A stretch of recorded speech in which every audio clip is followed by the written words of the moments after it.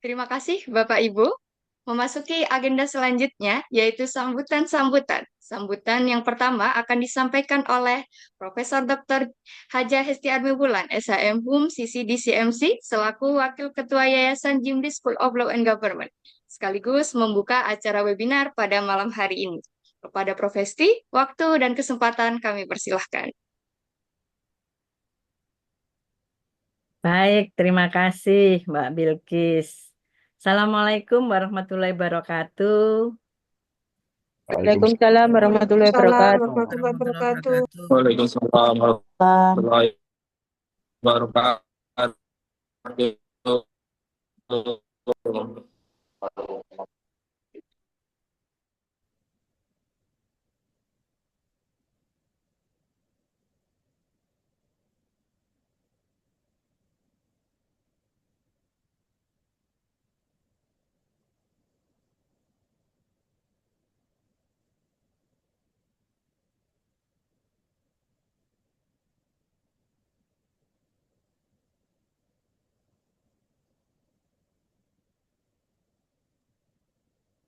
Mohon izin Bapak Ibu, sepertinya terjadi kendala dengan Profesor Hesti.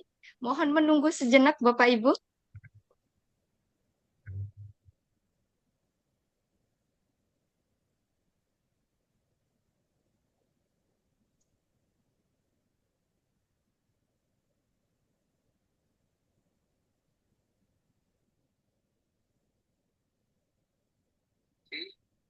Selamat malam, Bapak Ibu, rekan-rekan. Salam sejahtera untuk kita semua.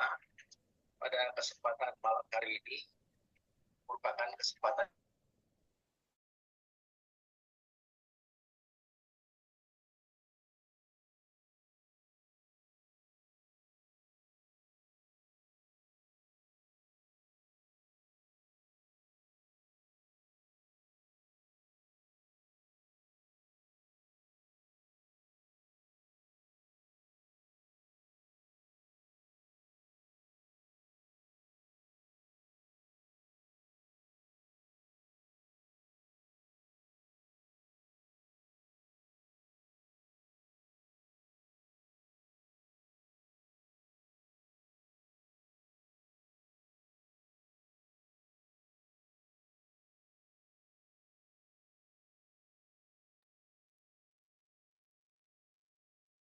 Ya, baik Bapak Ibu, sembari kita menunggu Profesti untuk kembali bergabung di jaringan webinar pada malam hari ini, Bapak Ibu perlu kami sampaikan bahwa malam ini luar biasa sekali kami akan ditemani oleh dua narasumber kita, ada Profesor Dr. Jimli Asyidiki, SH, selaku founder dari Jimli School of Law and Government. Selain itu, di sini juga hadir di tengah-tengah kita narasumber kita yang kedua, Bapak Rizky SEAK, MBA. Selamat malam, Pak Rizky.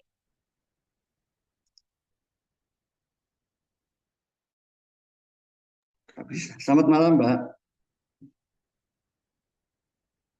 Oh, sudah bisa. Dari tadi di mute terus ini Mbak Bilkis.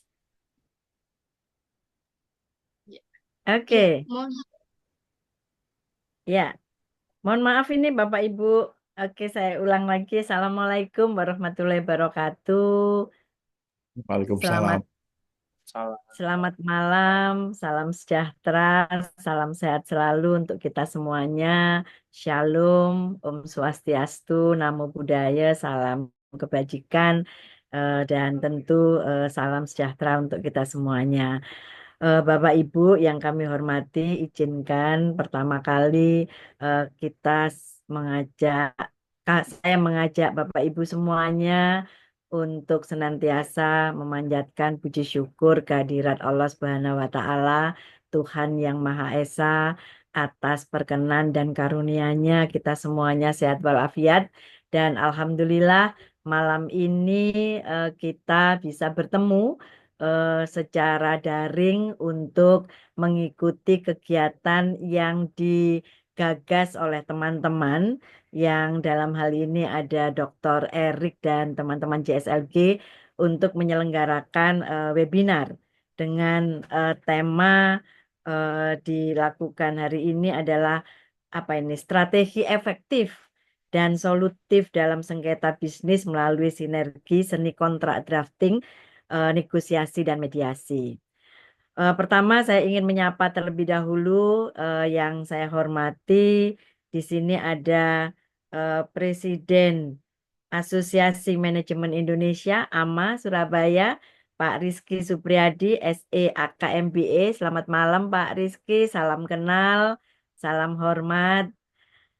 Kemudian nanti akan bersama Ibu Bapak sebagai narasumber pembina dari JSLG sekaligus beliau adalah pendiri dari Jimli School of Law and Government, Profesor Dr. Jimli Asidiki, yang tentu sebentar lagi akan membersamai kita semuanya. Kemudian moderator yang luar biasa akan membersamai Ibu Bapak adalah Dr. Erik Haryanto, ST, MM, CIH, CM, SIPA, CMC, CCD, GA. Ini tokoh kami, sahabat kami yang selalu membersamai JSLG Surabaya. Dan tentu Ibu Bapak semuanya yang berkenan meluangkan waktu di tengah-tengah kesibukan mengikuti kegiatan yang diselenggarakan oleh JSLG Surabaya. Apalagi waktunya malam hari. Kebetulan hari ini adalah menjelang bulan Ramadan, sehingga bagi umat Islam ini banyak yang melaksanakan ibadah untuk kirim doa kepada kerabat hadetolan yang telah mendahului kita semuanya. Kemudian melakukan pengajian dan insya Allah hari Sabtu bagi umat Islam sudah melaksanakan ibadah puasa Ramadan. Jadi ini luar biasa malam hari ini kerjasama antara Jimli School of Law and Government Surabaya dengan AMA Indonesia dan juga yang didukung oleh teman-teman dari Efrata. Ini satu kebanggaan bagi kami. Ibu Bapak yang kami hormati, tentu atas nama Jimli School of Law and Government kami mengaturkan terima kasih, apresiasi, penghargaan yang tinggi kepada para penyelenggara yang telah berkenan untuk bekerja sama dengan JSLG dan juga Bapak Ibu semuanya yang berkenan untuk mengikuti kegiatan kami. Sekali lagi kami mengaturkan terima kasih, penghargaan yang tinggi kepada Ibu Bapak semuanya. Kemudian kami juga ingin menyampaikan beberapa hal terkait dengan mengapa kegiatan hari ini dilaksanakan dan kami mengundang Ibu Bapak semuanya.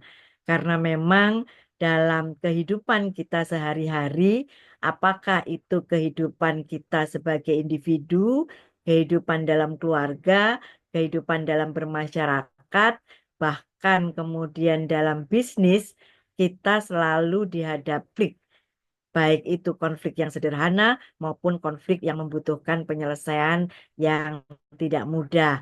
Begitu juga di dunia bisnis. Saya kira banyak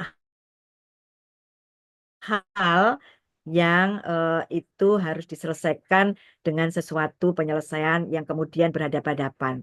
Ibu Bapak, kita lihat berbagai sengketa itu bermula dari satu kontrak yang dibuat oleh siapapun gitu ya.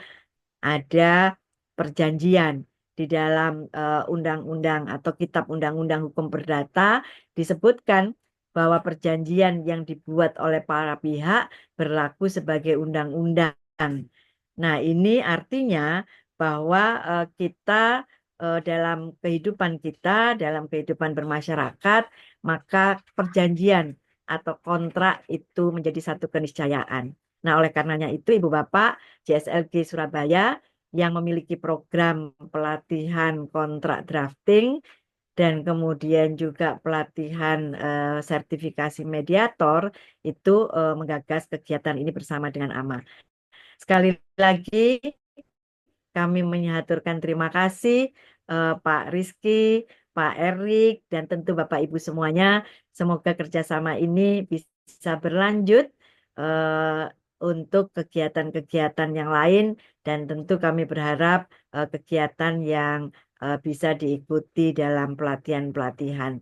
Saya kira itu hal-hal yang ingin kami sampaikan kepada teman-teman tim JSLG yang juga telah berupaya sedemikian rupa menyiapkan kegiatan ini.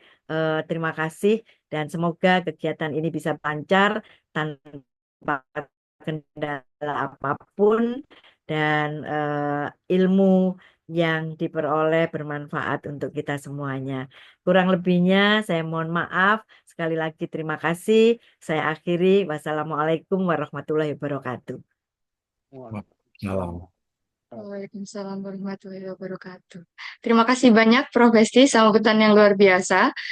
Mohon izin Bapak Ibu, kita akan melanjutkan ke sambutan selanjutnya oleh Bapak Rizky Supriyadi, SEAK MBA, selaku Presiden Asosiasi Manajemen Indonesia, Cabang Surabaya. Kepada Pak Rizky, waktu dan kesempatan kami persilahkan. Baik, selamat malam. Terima kasih Mbak Esti. Yang saya hormati Prof. Jimli, mungkin belum hadir, nanti akan segera bergabung dengan kita. Prof. Esti, Prof. Huda, Pak Adito, Dr. Erik, Bu Catur, kemudian segenap pembina dan pengurus AMA Surabaya yang juga bergabung di webinar ini dan peserta webinar. Malam hari ini kita akan berdiskusi dan mendengar paparan dari Prof. Jimli terkait bagaimana pentingnya kontak dating, negosiasi, dan mediasi. Karena banyak peraturan pemerintah yang perlu kita adopsi dalam konteks bisnis dan kemudian juga proses bisnis kita juga semakin cepat, semakin berubah, ada IT, ada artificial intelligence, bagaimana kita bisa menghindari adanya sengketa bisnis ataupun nanti bernegosiasi dan mediasi. Saya rasa cukup itu agar nanti bisa panjang berdiskusi dan waktu paparan dari Prof. Jimli. Saya kembalikan ke MC, terima kasih. Baik, terima kasih banyak Pak Rizky sambutannya.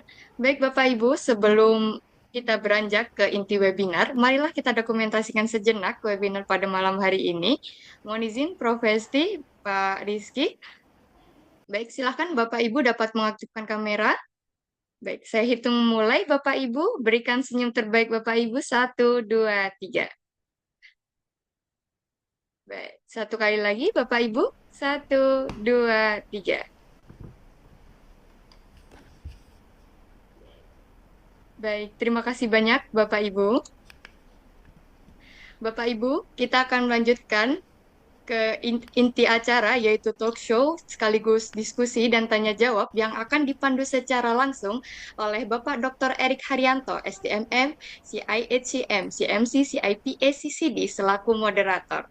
Mohon izin Bapak Ibu sedikit kami sampaikan bahwa Bapak Erik Haryanto saat ini aktif sebagai staf ahli Yayasan Ciputra, Citra Berkat dan Citra Kasih.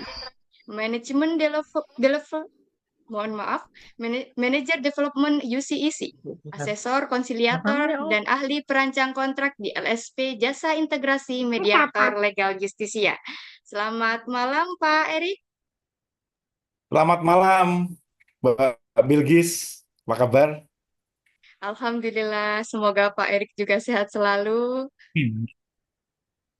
Siap. Baik, terima kasih Pak Erik. Selanjutnya Bapak Ibu tanpa mengurangi waktu dari talk show kepada Bapak Erik Haryanto, waktu dan kesempatan kami persilahkan. Ya, terima kasih Mbak Bilgis. Assalamualaikum warahmatullahi wabarakatuh. Salam sejahtera, Om Swastiastu, Namo Buddhayano, salam kebajikan. Yang terhormat, narasumber yang luar biasa, yang merupakan guru saya juga ini, Prof. Dr. Jimli Asidik yang sudah bergabung. Selamat malam, Prof.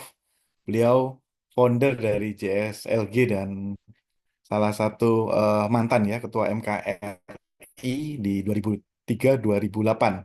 Dan juga yang terhormat Pak Rizky Supriyadi, SEAK MBA, Presiden AMA Surabaya, dan beliau ini entrepreneur di bidang properti ini. Nah, kabarnya beliau aktif juga di dalam kepengurusan REI. Dan juga guru-guru saya nih, Prof. Dr. Hesti Amir Wulan, kemudian Prof. Koirul Huda, ada Bu Dr.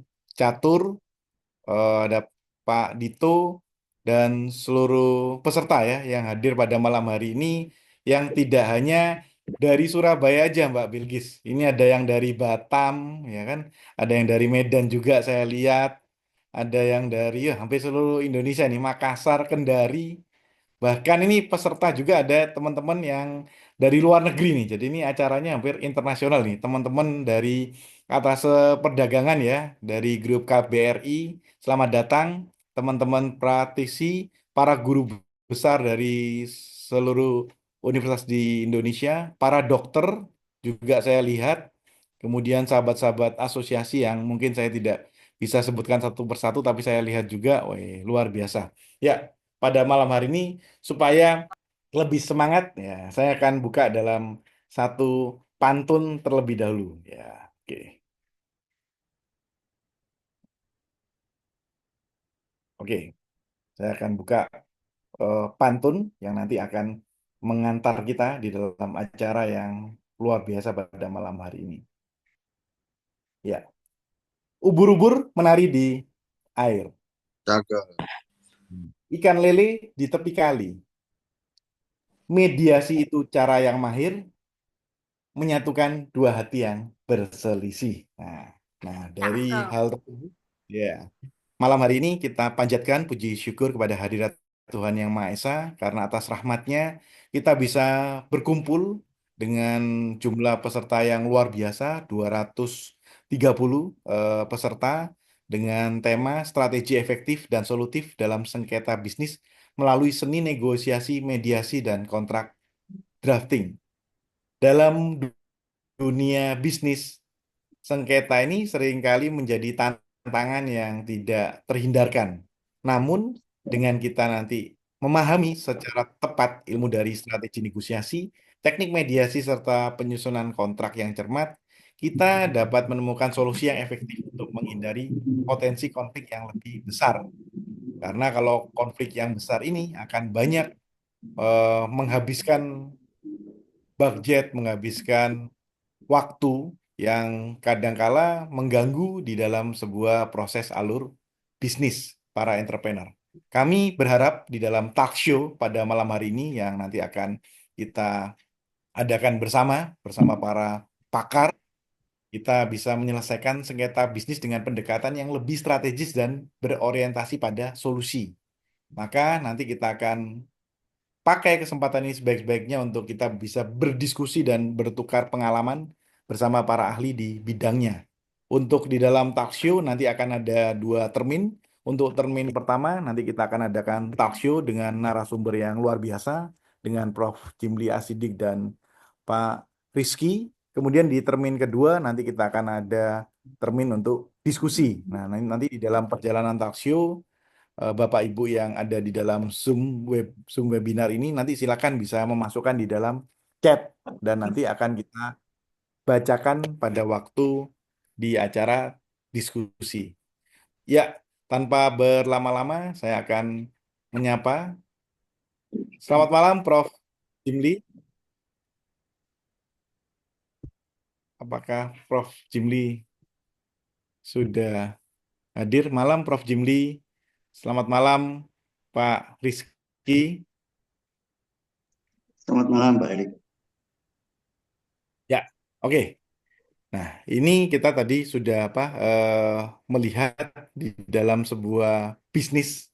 Ini penting sekali nih, yang namanya bagaimana seni-seni negosiasi, mediasi, apalagi tadi yang disampaikan oleh Prof. Dr. Hesti itu kontrak drafting atau bahasa umumnya itu melakukan perjanjian bisnis supaya tidak terjadi sengketa. Kalau sengketa ini wah, banyak menghabiskan waktu, tenaga, dan juga tidak optimal. Nah, ini menurut dari Pak Rizky ini, apa yang menjadi sebuah hal pentingnya dari ilmu mediasi, negosiasi, dan perjanjian bisnis di dalam melaksanakan bisnis yang ada? Mungkin bisa dipaparkan secara praktis, Pak Rizky. Terima kasih. Ya, mohon izin saya share screen sebentar, Pak Erik. Ya, Sudah tampak ya? ya Pak Rizky, sudah tampak. Baik. Jadi menurut praktisi dalam dunia bisnis, bagaimanapun semua tidak lepas dari aspek hukum, Pak Erik. sehingga mencegah maupun supaya dari pelaku bisnis ini bisa terhindar dari permasalahan bisnis, maka diperlukan kontrak drafting yang baik. Perkembangan dunia bisnis saat ini sangat cepat, banyak peraturan baru dari pemerintah, perkembangan teknologi, dan itu menyebabkan kontrak bisnis perlu direview ulang untuk mengadopsi berbagai peraturan, berbagai perkembangan zaman. Salah satu hal yang penting untuk dilakukan review pertama adalah terkait aspek ketenagakerjaan, bagaimana hubungan antara pebisnis dengan karyawan. Ada peraturan undang-undang Omnibus Law dan aspek ketenagakerjaan yang baru, termasuk juga di situ ada perkembangan teknologi terkait juga dengan pinjol. Bagaimana hubungan jika karyawan terkait pinjol sampai dengan PHK, di situ ada ketentuan pesangon dan lain sebagainya. Kemudian juga terkait dengan perjanjian jual beli, Pak Erik. Ada penjualan melalui online, itu juga perlu bagaimana kontrak perjanjian yang perlu disesuaikan oleh pebisnis terhadap penjual dan berbagai pihak. Untuk industri developer perumahan, banyak sekali tahapan yang dilakukan mulai dari modal kerja, pengadaan lahan. Setiap developer meskipun industrinya sama, tetapi proses bisnisnya bisa berbeda-beda, sehingga para pebisnis tidak bisa langsung mengcopy paste dari perusahaan yang lain langsung diadopsi, atau asal memakai ChatGPT atau dari Google di copy paste kemudian dipakai, tidak bisa, sehingga perlu melihat proses bisnis tiap-tiap perusahaan. Kemudian banyak peraturan yang baru seperti yang kita ketahui, ada undang-undang kesehatan terkait rumah sakit maupun dokter, dan di developer ada program 3 juta rumah. Itu perlu direview ulang aspek kontrak perjanjian kerja yang selama ini ada. Sementara itu dulu, Dr. Erik. Ya, oke. Berarti menurut Pak Rizky itu sangat penting ya di dalam sebelum kita memulai bisnis ini melakukan yang namanya perjanjian atau bahasanya drafting kontrak ya, apalagi di dunia properti yang kadang-kadang rawan ya, rawan apa? Rawan yang namanya sengketa, tuntutan dan hal-hal yang kira-kira nanti akan menghambat ya di dalam bisnis. Nah, menurut Pak Rizky ini tadi ini, wah saya sudah lihat nih di dalam hal yang tadi disampaikan, wah ini memang kontrak drafting ini penting, negosiasi ini penting dan mediasi ini penting ya. Nah, saya mau bertanya lebih dalam, menurut dari Pak Rizky, ini aspek-aspek apa nih di dalam 3 hal itu yang kalau kita sebagai entrepreneur, sebagai pebisnis ini yang penting untuk kita tekankan dalam 3 aspek yang menjadi sebuah tema kita pada malam hari ini. Baik, izin saya share screen lagi. Jadi untuk para pihak yang di kontrak drafting tadi pasti memiliki perbedaan kepentingan, dan perbedaan jika terjadi suatu hal dalam perjalanan hubungan kerja, contoh misalkan terkait ketenagakerjaan, hubungan antara perusahaan dengan karyawan. Terkait pemutusan hubungan kerja, itu juga berbagai skenario perlu diakomodir di kontrak drafting. Termasuk juga apabila karyawan tersebut terkait pinjol, kemudian ada judi online, kemudian penggelapan, itu juga perlu disesuaikan. Saya yakin para pengusaha sudah memiliki legal drafting, sudah punya kontrak kerja, Pak Erik, tetapi perlu direview ulang. Dan malam ini kita beruntung Prof. Jimli berkenan sharing, mungkin bisa memberikan pencerahan lebih lanjut. Kemudian aspek proses bisnis, Pak Erik, mulai dari awal, misalkan dari hubungan antara kredit bank dengan pinjaman perorangan dengan kerjasama, terkait juga pengadaan bahan baku, apakah itu bayar bertahap, apakah beli putus, kemudian juga terkait dengan produksi. Sekarang ada outsourcing, beli dari perusahaan di luar negeri, kemudian kita kasih label, kemudian kita jual, itu juga perlu proses bisnisnya berbeda. Penjualan juga ada yang tunai, ada yang progres bertahap, ada yang ready stock, ada yang inden, ada juga yang order dibeli kemudian nanti dikirim dari pabriknya langsung. After sales service juga terkait garansi, apakah repair, apakah branding, after sales setelah penjualan kita juga maintain customer support. Kemudian berbagai permasalahan nanti jika kemungkinan muncul Pak Erik, apakah melalui musyawarah, melalui pengadilan negeri, ataukah melalui badan arbitrase, itu juga perlu secara spesifik kita tentukan di depan. Dan aspek pembatalan Pak Erik, poin apakah hangus, apakah kembali, apakah dipotong biaya administrasi, dan itu juga perlu melihat peraturan pemerintah maupun undang-undang yang terbaru Pak Erik. Saya rasa itu Pak Erik.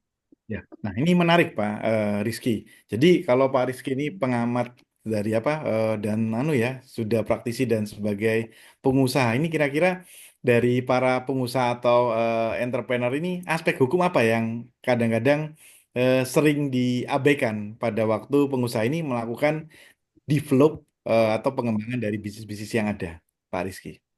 Biasanya itu copy paste Pak, jadi tidak diperbaiki proses bisnisnya secara spesifik perusahaan tersebut bagaimana, karena tidak bisa proses bisnis yang berbeda, kontrak draftingnya sama mengikuti contoh dari online dan perusahaan yang lain Pak.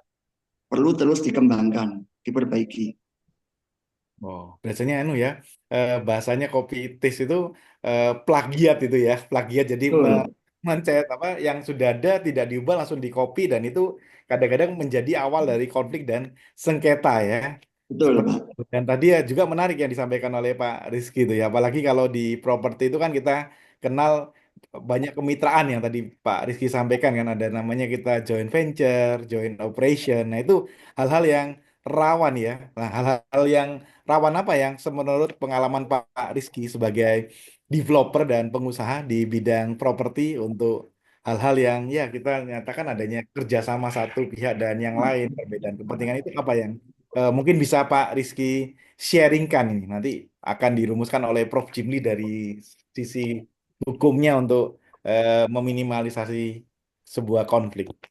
Iya, kebanyakan pengusaha itu menggampangkan kontrak drafting asal sudah ada copy paste atau mungkin kontrak yang sudah lama tidak diperbarui lagi sehingga tidak membayangkan mempersiapkan jika hal-hal terjadi di kemudian hari. Contoh misalkan kalau di penjualan kami, penjualan KPR Inden, rumah yang belum ada fisiknya kemudian kita jual. Bagaimana jika pembeli itu batal, apakah hangus 100%? Padahal di undang-undang itu memperbolehkan hanya hangus administrasi maksimal 10%. Kemudian bagaimana dengan masa garansi? Kemudian terakhir bagaimana jika terjadi permasalahan kedua belah pihak? Apakah cukup musyawarah, apakah pengadilan, ataukah menuju badan arbitrase? Atau juga bagaimana jika kedua belah pihak ini sebetulnya permasalahannya itu hanya di komunikasi Pak Erik, sehingga bukan di kontraknya tetapi di mediasinya yang mungkin sebetulnya salah paham. Rumah itu belum jadi, dianggapnya bahwa kualitasnya tidak baik, padahal kalau rumah belum jadi kan masih ada QC, masih ada pengawasan, masih ada perlu tes QC, itu juga perlu komunikasi melalui mediasi apabila dari kontraknya itu sudah baik tetapi terjadi permasalahan di kemudian hari Pak Erik. Oke, berarti saya highlight ya salah satu yang penting ini awalnya dari kesalahpahaman atau kesalahpahaman yang nanti akan menjadi sebuah awal sebuah konflik ya. Jadi komunikasi ini sangat berperan ya menurut Pak Rizky di dalam sebuah bagaimana kita meminimalkan dari konflik dan sengketa. Seperti itu ya Pak Rizky ya. Halo Pak Rizky. Iya, Nah, Pak komunikasi tapi dalam kerangka hukum ya Pak Erik, ada kontrak itu kan juga kerangka hukum, kemudian mediasi terkait penyelesaian apa yang sesuai dengan kontrak yang di awal tersebut. Kalaupun win-win atau kemudian ada lose-lose, itu kan tetap ada acuannya. Jadi tidak mediasi cuman berkomunikasi begitu saja, sehingga menunjuk ke dasar hukum, peraturan maupun kontrak yang sebagai undang-undang antara kedua belah pihak. Oke, ya sangat menarik Pak Rizky. Oke, eh, saya tertarik dengan yang salah satunya. Nah, kalau para pebisnis ini kan wajib untuk bahasanya melakukan negosiasi ya di dalam setiap hal ya, mau negosiasi di dalam bagaimana nanti untuk di dalam menjualnya, di front stage-nya, maupun negosiasi yang ada di dalam sebuah business mapping proses yang di dalam perusahaan. Nah, menurut Pak Rizky ini bagaimana nih untuk cara seni negosiasi yang efektif di dalam bisnis yang Pak Rizky jalankan nih? Seni prinsip itu seperti apa negosiasi?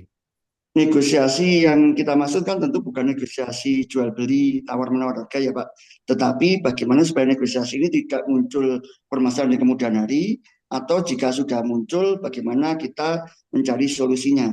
Kalau praktek yang biasa kita terapkan di perumahan kemudian di developer, itu di awal sudah ada klausula-klausula kontrak yang perlu kita edukasi kepada pembeli.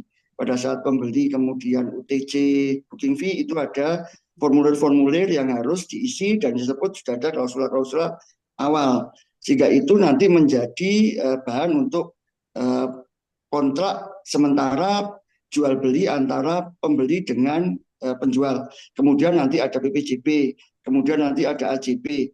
Sehingga negosiasi yang kita terapkan adalah sejak awal kita sudah mulai mengedukasi pembeli terkait poin-poin apa yang menjadi hak dan kewajiban pembeli dan poin-poin apa yang menjadi hak dan kewajiban penjual, sehingga pada saat nanti terjadi masalah kita tinggal mengacu kembali ke situ dan negosiasi tinggal apa yang bisa kita terima permohonan dari pembeli dan apa yang perlu kita perjuangkan dari sisi penjual.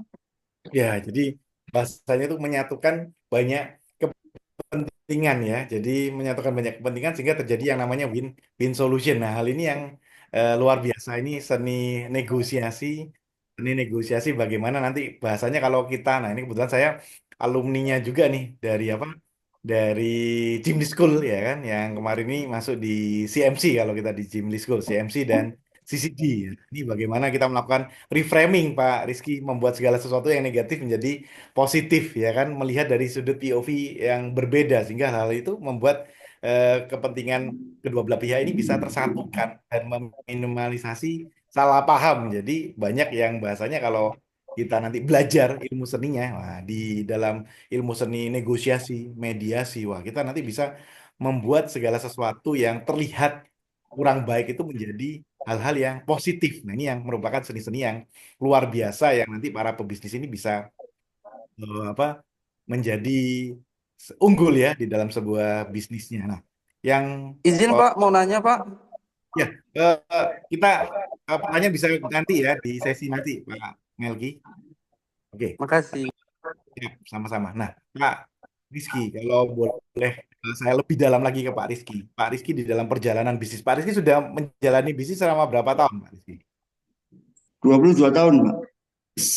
Ya, 22 tahun ini pengusaha yang hebat dan sudah sustain ya. Pasti sudah mengalami banyak ya, banyak terpaan, banyak badai. Nah, hal-hal apa yang di dalam perjalanannya Pak Rizky ini, konflik-konflik yang bahasanya itu cukup berat yang Pak Rizky hadapi dan akhirnya konflik tersebut itu bisa dalam arti ya diselesaikan kan gitu kan. Bisa di-sharing kan Pak Rizky? Ya, tentu konflik semua transaksi bisnis ujungnya ke pengadilan negeri, Pak. Dan itu Oke. adalah pembuktian sampai dengan Mahkamah Agung, Inkra, ya kedua belah pihak harus mematuhi.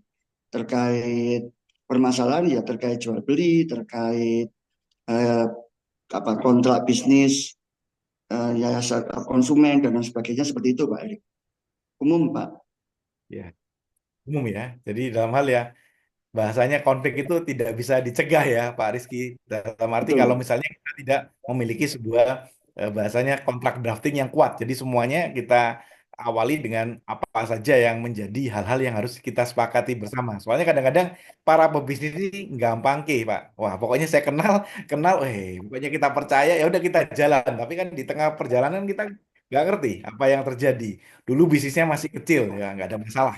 Bisnisnya naik makin lama besar besar lah itu jadi kalau semakin uangnya banyak nanti Pak Rizky nah itu awal dari konflik kan biasanya gitu kalau uangnya nggak ada konfliknya nah maka itu penting untuk apa kontrak drafting seni negosiasi seni mediasi ya supaya semuanya bisa jalan ya sesuai dengan apa yang menjadi harapan para pebisnis, para pengusaha. Seperti itu ya Pak Rizky ya.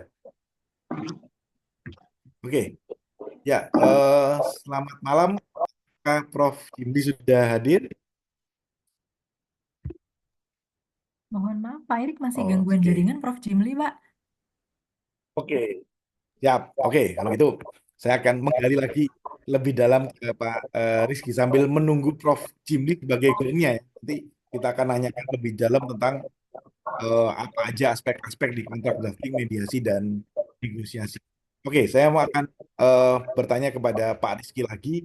Kira-kira eh, mana Pak Rizky untuk saran bagi pelaku bisnis agar nanti para pelaku bisnis ini bisa mencapai yang namanya goal atau tujuan yang ditetapkan tanpa adanya konflik yang berarti. Jadi pencegahan konfliknya itu seperti apa menurut Pak Aris? Caranya. Baik, izin saya share screen lagi, Pak. Jadi untuk supaya menghindari konflik, prinsip utama yang kita pegang selalu bahwa kedua belah pihak, baik penjual maupun pembeli atau para pihak itu selalu beritikat baik. Kalau salah Oke. satu itikatnya dari awal sudah tidak baik, ya jangan dilanjutkan transaksinya. Kemudian baru dari situ kita bisa mengembangkan ke kontrak draftingnya, Pak, komunikasi yang baik dan lain-lain sebagainya. Untuk mencegah, memang kita harus membuat kontrak kerja atau kontrak kerjasama, apakah kontrak jual beli itu selengkap mungkin, Pak. Dengan asumsi tadi para pihak beritikat baik, maka segala nanti kemungkinan yang akan terjadi dan itu sudah dicantumkan di kontrak, maka kita tinggal mengikuti ketentuan yang berlaku di perjanjian tersebut. Untuk bisa membuat kontrak perjanjian yang lengkap, maka kita perlu jam terbang, kita perlu banyak berdiskusi dengan pakar hukum seperti pada malam hari ini dari Prof. Jimli, dari Dr. Erik, dari Prof. Huda, dari Prof. Esti, sehingga bisa melengkapi berbagai kemungkinan yang mungkin memang tidak terjadi, tidak pernah kita alami, tapi kita masukkan di situ. Jika terkesan banyak dan toh itu belum terjadi saja, lebih baik kita tuliskan daripada tidak ada atau bahkan yang lebih parah itu tertulis tetapi keliru. Kita posisi ada di Surabaya, kita menunjuk pengadilan negeri di luar kota, itu kan sudah keliru juga. Kemudian tidak ada klausula yang perlu, misalkan seperti pembatalan, klausula jika terjadi perselisihan, itu akan menjadi susah pada saat kita terjadi permasalahan. Begitu Pak Erik. Ya. Mungkin bisa juga ke pertanyaan mungkin Pak Erik. Ya, jadi ya Pak Rizky, bahasanya itu di dalam sebuah bisnis kita ini sebagai bisnis wajib untuk melakukan yang namanya preventif-preventif yang bahkan belum terjadi dan itu wajib dituliskan. Jadi antara bagaimana hak masing-masing para pihak, kewajiban masing-masing para pihak, sampai yang nanti ada namanya exit way. Bila ada perselisihan itu gimana cara penanganannya. Jadi hal-hal itu sudah tertulis secara detail dan bisa membuat kepentingan antara dua belah pihak ini terabsorpsi dengan baik sehingga hal ini akan nanti kalau ada konflik ini bahasanya sudah ada step-stepnya sehingga tidak akan menjadi sebuah hal yang nanti membuat para pihak ini jadi berselisih kan gitu yang ujung-ujungnya yang dihindari kan ke pengadilan kan gitu kan makanya mediasi yang baik itu ya akan membuat segala sesuatu hal yang konflik menjadi tidak konflik gitu ya itu ya Pak Rizky ya salah satu saran-sarannya oke sambil kita menunggu Prof. Jimli tadi kita akan mau nanya mau buka pertanyaan dari Pak Melki ya Pak Melki Pradika silakan Pak Melki dari mana Pak nanti bisa disampaikan terlebih dahulu.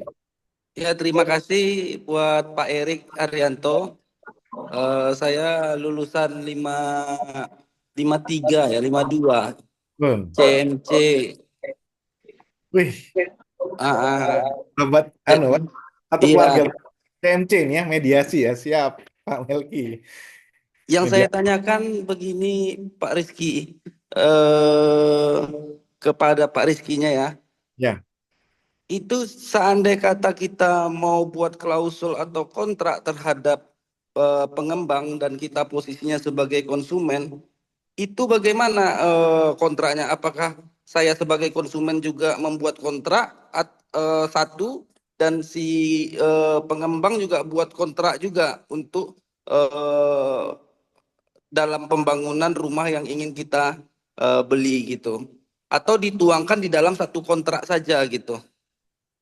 Itu aja Oh, sih. ya, ya, ya. Siap.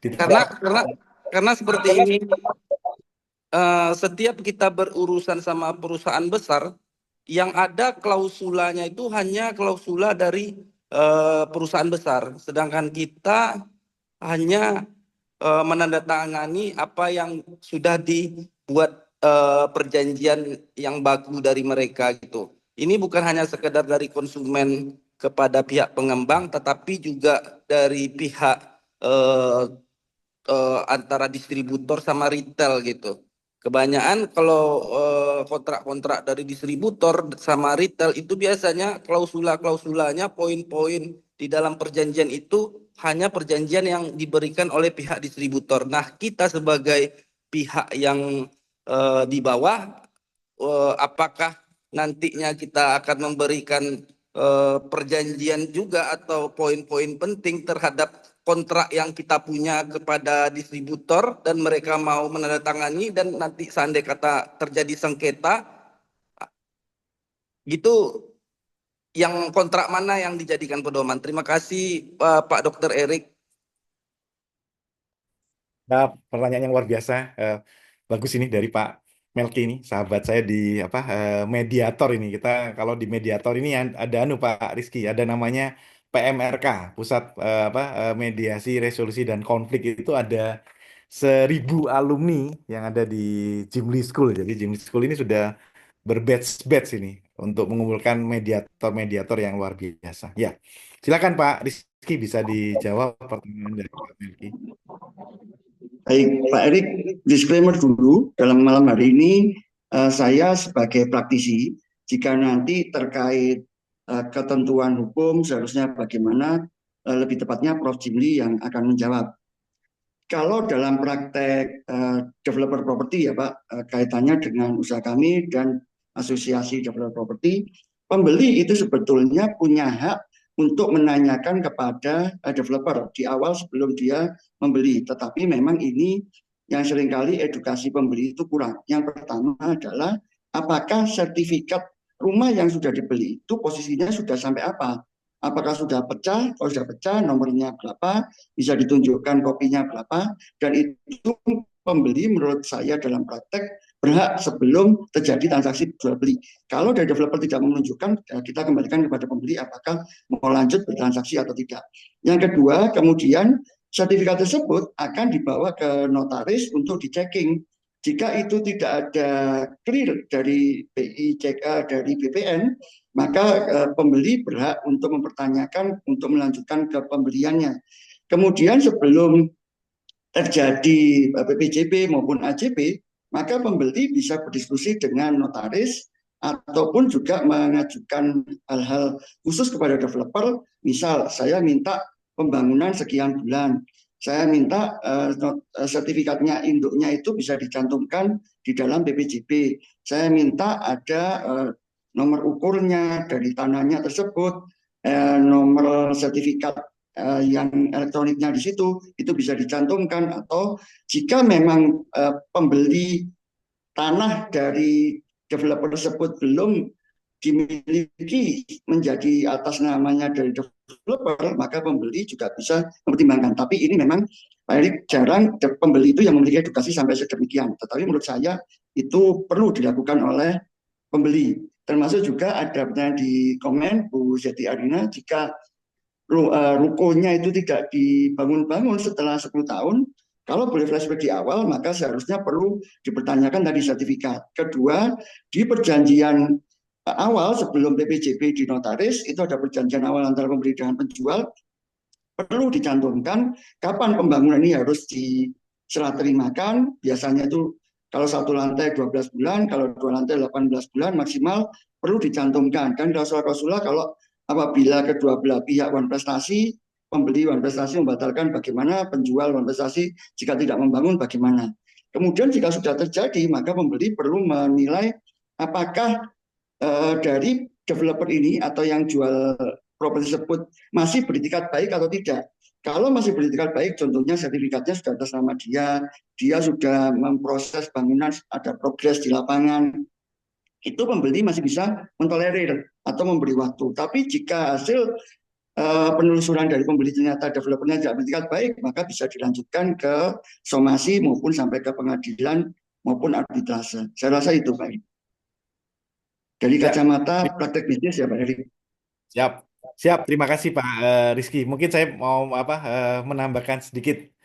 Pak Melki, ini salah satunya kontrak drafting. Ini adalah penyusunan atau perumusan kontrak yang jelas sistematis dan memang tadi sesuai dengan kaidah hukum yang berlaku. Tujuannya ya untuk menciptakan mengatur dokumen yang paling penting itu adalah hak dan kewajiban para pihak.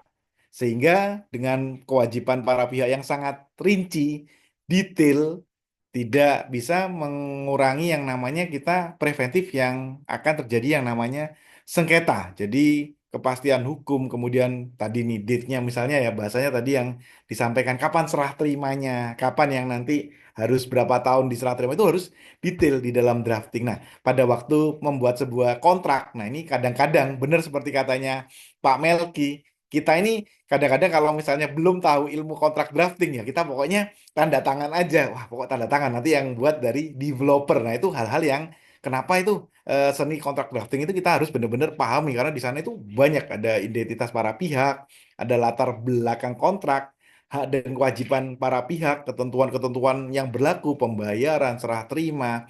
Kemudian kalau distributor sama retail itu apa-apa saja yang harus dilakukan sampai nanti kalau ada penyelesaian sengketa mau seperti apa, force major dan ketentuan hukum yang berlaku. Jadi semuanya kontrak yang bagus itu adalah kontrak yang benar-benar detail sehingga pada waktu terjadi sesuatu ya itu sudah ada SOP atau klausul-klausul yang harus dijalankan gitu Pak Melki. Jadi kontrak itu adalah bahasanya menyatukan dari kepentingan dua belah pihak ini untuk menjadi satu. Jadi kalau misalnya antara satu pihak dan pihak lain ini masih berat di timbangannya, nah itu yang harus nanti kita sebagai orang yang nanti memang belajar di dalam ilmu kontrak drafting ini bisa mengajukan hal-hal yang namanya yang apa yang hak dan kewajiban yang masih belum tertera di dalamnya. Jadi tidak langsung kita asal tanda tangan apa Bapak dan Ibu, tapi kita wajib melihat secara detail semua kepentingan. Nah, ini ilmu-ilmu ini yang kalau nanti Bapak dan Ibu berminat ya, ini ada satu ilmunya di dalam drafting yang ada di JSLG namanya Certified Contract Drafter. Saya dulunya Bapak dan Ibu ini pengusaha juga, nggak tahu pokoknya wis asal percaya jalan dan lain-lain. Nah, ada hal yang memang tidak tertulis ya akhirnya ya bahasanya Pak Rizky itu bendol buri. Nah, itu kan seperti itu. Nah, di kontrak drafting itu benar-benar strukturnya bagaimana nanti membuat apalagi Bapak dan Ibu nanti membuat bisnis distributor, retail, franchise dan bisnis-bisnis yang nanti akan dikembangkan karena tanpa adanya hukum Bapak dan Ibu bisnis itu nanti akan tidak bisa berkembang dengan sangat sistematis. Kenapa ya? Karena kita harus mengatur atau bahasanya Pak Rizky kalau kita di properti pondasinya itu harus kita kuatin dulu kan Pak Rizky. Tanpa pondasi yang kuat, kok kita bangun ini pondasi cuma 2 lantai aja kita bangun 4 lantai, jugruk dan hancur. Nah itu posisi hukum itu sebagai pondasi dalam bisnis-bisnis yang kita buat untuk menghindari yang namanya konflik-konflik dan sengketa yang ada. Gitu Pak Melki, sahabat saya. Apakah Terima kasih Pak Erik. sama-sama Pak Melki. Nanti kapan kita yang sahabat-sahabat alumni ini kopi darat ini. Heeh. Oke, ya lanjut ini ada pertanyaan dari eh, ini Pak Rizky dari Bu Rika Solihin. Selamat malam Bu Rika, apakah bisa langsung bertanya Bu Rika ke Narsum? Bu Rika Solihin. Selamat malam, Oh, Bapak Eri. sorry, Pak Rika, sorry. Aman. Pak, ya, selamat malam Pak Rika. Mohon Selamat izin dari malam. mana Pak Rika? Iya, saya dari Bekasi, Pak. Selamat malam, Wih, Bapak siap, Rizky, Bapak Erik. Salam hormat kami. siap. Izin bertanya, boleh? Boleh, silakan, Mangga, Pak Rika. Terkait tadi kontrak drafting ya, bisnis. Terkadang kalau tadi yang Bapak Erik sampaikan dan Bapak Rizky kan kita detail segala macam. Justru sebagian ya tanda kutip lah kalau terlalu detail itu kan justru terlalu banyak kata-kata akhirnya menjadi eh, dia apa me- jadi bahan untuk dispute ya nanti kalau terlalu banyak terlalu detail itu Yuk. justru jadi bahan sengketa nanti kemudian. Jadi terkadang pihak ya pembisnis gitu, entrepreneur ya general aja gitu menerapkan kontrak tuh agak tanda kutip bias gitu Pak. Bagaimana menurut Bapak Rizky atau emang kita perlu seni dalam kontrak drafting yang bagaimana gitu simpelnya? Begitu, mohon izin. Semoga dipahami. Pertanyaan yang luar biasa bagus Pak Rika Solihin, karena ini pertanyaan yang biasanya nih ya ini yang terjadi ya di dunia Ya, praktis gitu kan, hal-hal betul. yang yang penting-penting kadang-kadang Pak Rika tulisannya dikecil-kecilin kan gitu kan, terus belakangnya ada syarat dan ketentuan berlaku. Nah itu gimana? Betul. Kan kadang kecil Betul. kan, makin kecil gitu kan. Betul. Nah, itu yang Betul. makanya kalau dibesarkan yang makin kecil syarat ketentuan berlaku itu jadi dispute Betul. kan Justru gitu kan. kalau Nah, itu menurut kita itu kan yang betul. terjadi kan, Kalau yang kita di terlalu dunia detail, justru praktis. orang yang nggak tahu malah jadi tahu gitu. Oh, ternyata ada klausul begini, begini, begini. Akhirnya itu justru timbul itu. Ya, Mohon izin. Gitu. siap kan Ya, Pak baik. Dari Rizky. praktis lagi ya Pak Erik, nanti kalau dari kacamata hukum, Prof. Jimli insya Allah lebih paham. Kalau di kami, Pak Ya. Rika, itu penjualan properti tahapannya panjang, sehingga pada saat di awal itu kita pecah-pecah, Pak. Pada saat price list itu sudah ada klausulannya di price listnya. Pada saat pembeli pembeli sudah melakukan uang tanda jati atau DP, itu ada formulir dan di situ juga ada klausulannya termasuk perpajakannya, Pak. Kita jelaskan juga di situ. Pada saat pembeli akan melakukan KPR, itu juga ada formulir dan ketentuan-ketentuan awal sebelum nanti menginjak kepada PPJB. Itu sudah kita bawa di ketentuan di awal pada saat pembeli uang tanda jadi maupun uang muka. Sehingga pada saat pembeli kalau tidak setuju dengan klausul di situ, dia bisa membatalkan sebelum kita lanjutkan ke proses KPR. Kemudian nanti ada BPJB, kemudian ada akta jual beli, kemudian ada bukan akta, berita acara serah terima rumah dan ketentuan warga. Sehingga pada saat pembeli tersebut sudah serah terima kemudian menjadi bagian dari perumahan kami, menjadi estate management yang akan melakukan mengambil alih pengelolaan lingkungan di awal sebelum serah terima kepada Pemkab dan pada warga. Warga sudah sepakat ketentuan-ketentuan apa lingkungan yang akan diterapkan selama dia menghuni di situ. Sehingga kalau saya lebih menganut sebaiknya detail dan kita jelaskan dipecah-pecah dan bertahap, Pak, daripada umum nanti terjadi masalah malah menjadi susah kita pegangannya untuk solusi penyelesaiannya, Pak. Dari saya itu, Pak Edi. Ya, Rizky. Siap. Saya mungkin mau menambahkan sedikit. Oke, di dalam sebuah prinsip kontrak drafting itu ada 5 mungkin Pak Rika. Prinsip pertama di dalam kontrak drafting itu kita sebut namanya clarity atau kejelasan. Jadi harus bahasanya nih bahasa yang sederhana, langsung dan tidak bertele-tele. Kenapa? Ya karena miskom ini awal dari konflik kan gitu kan. Jadi harus clarity, harus benar-benar jelas di dalam tulisannya. Nah, prinsip yang kedua itu harus ketepatan atau kita bahasanya akurasi. Pastikan semua hak.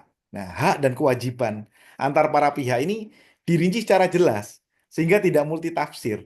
Hal-hal yang dibilang syarat dan ketentuan berlaku dan lain-lain itu kadang-kadang nggak dibaca para pihak. Para pihaknya bilang, wah ini nggak ada masalah. Tapi begitu nanti ada masalah, Betul. itu jadi masalah. Kenapa ya? Karena tidak terbaca. Jadi ketepatan akurasi ini salah satu hal prinsip yang harus nanti kita tuliskan. Walaupun pada awalnya Pak Rika itu awalnya dispute dan debat. Nah itu yang paling bagus. Kenapa? Karena perlu yang namanya penyamaan kepentingan di dalam para pihak. Itu bahasanya nanti ilmunya ilmu seni negosiasi dan mediasi sehingga dua belah pihak ini benar-benar bersepakat gitu kan untuk di dalam hal yang namanya kecepatan akurasi.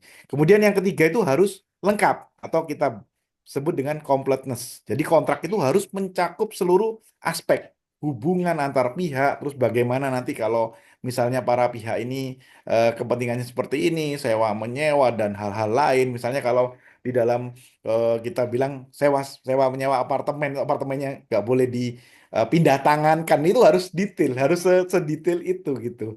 Kemudian berikutnya yang keempat itu harusnya kita sebut dengan konsistensi.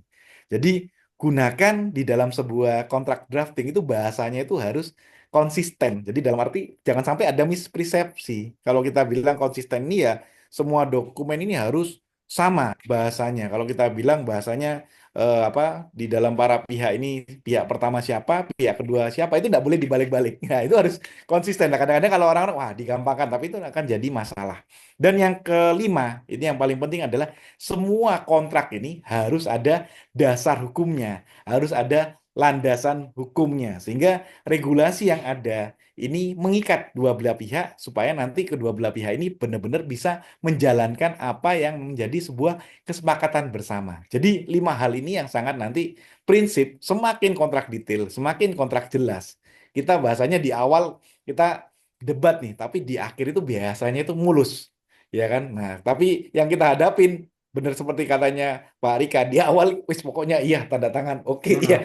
Akhirnya nanti bendol buri loh ini kok udah dikasih tahu ya. Nah, itu kadang-kadang hal-hal itu. Nah, kadang-kadang itu sengaja, kadang-kadang tidak sengaja. Nah, makanya ilmu kontrak drafting ini penting karena itu dirinci itu hak kewajibannya. Itu ada setiap bab itu ada pasal-pasalnya. Bapak dan Ibu nanti kalau mau belajar kontrak drafting, wah nanti mau buat legal bisnis, mau buat macam-macam itu sampai semua hal itu kita bisa bahasanya mencari yang sama-sama itu menyenangkan. Awalnya ini ya persepsinya ini bisa sama karena sebenarnya Pak Arika tujuan itu kita sama Pak untuk berkembang bersama. Cuma kadang-kadang cara penyampaiannya berbeda. Nah itu yang harus kita tuliskan secara clear di dalam sebuah kontrak drafting.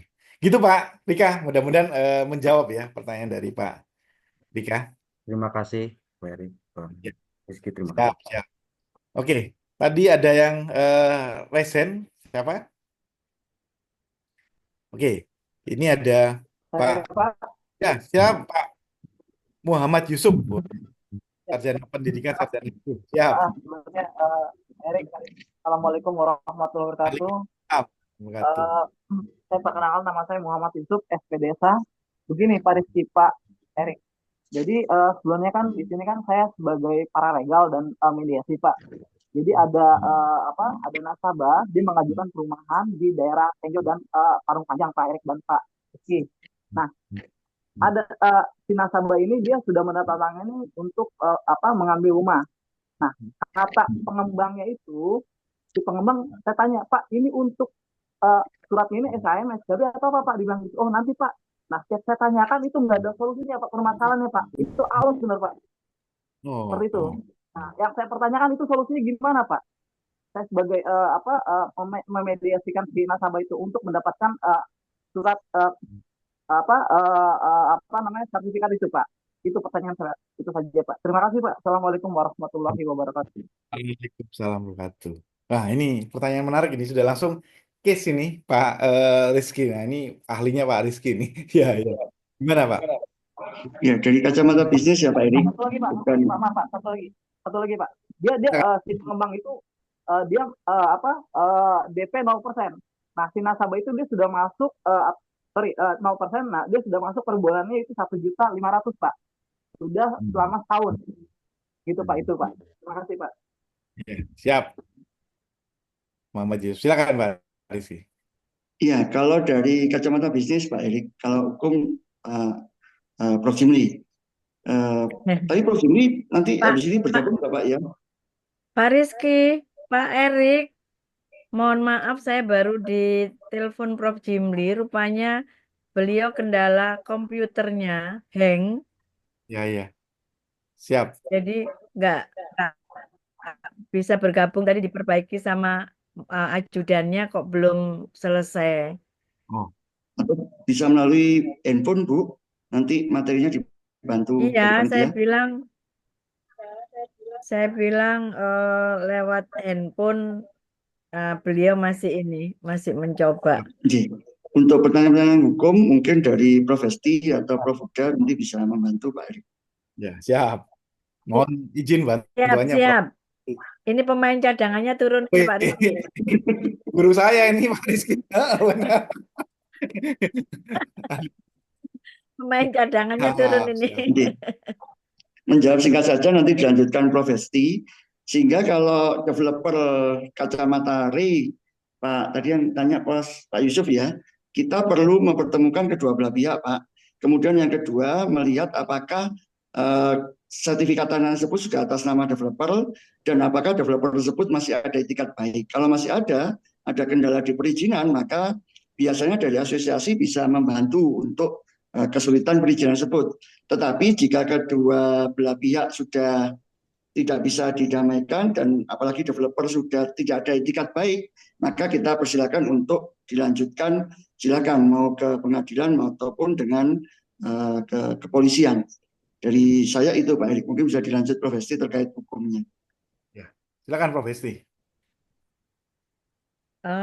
Boleh ini Pak Erik di highlight lagi apa yang Ya, jadi harus Bapak Muhammad Yusuf ini di dalam sebuah perjanjiannya ini salah satu pihak, bahasanya singkatnya salah satu pihak itu tidak memenuhi kewajibannya, kan gitu kan ya. Akhirnya di salah satu pihak ini ya satu pihak yang ada ini dirugikan, Prof. Hesti. ya Nah, gimana nih cara baik untuk menindaki hal tersebut? Jadi di dalam perjanjiannya harusnya nanti serah terimanya seperti ini, tapi ini ya belum sampai sekarang ini diserahkan kan gitu kan.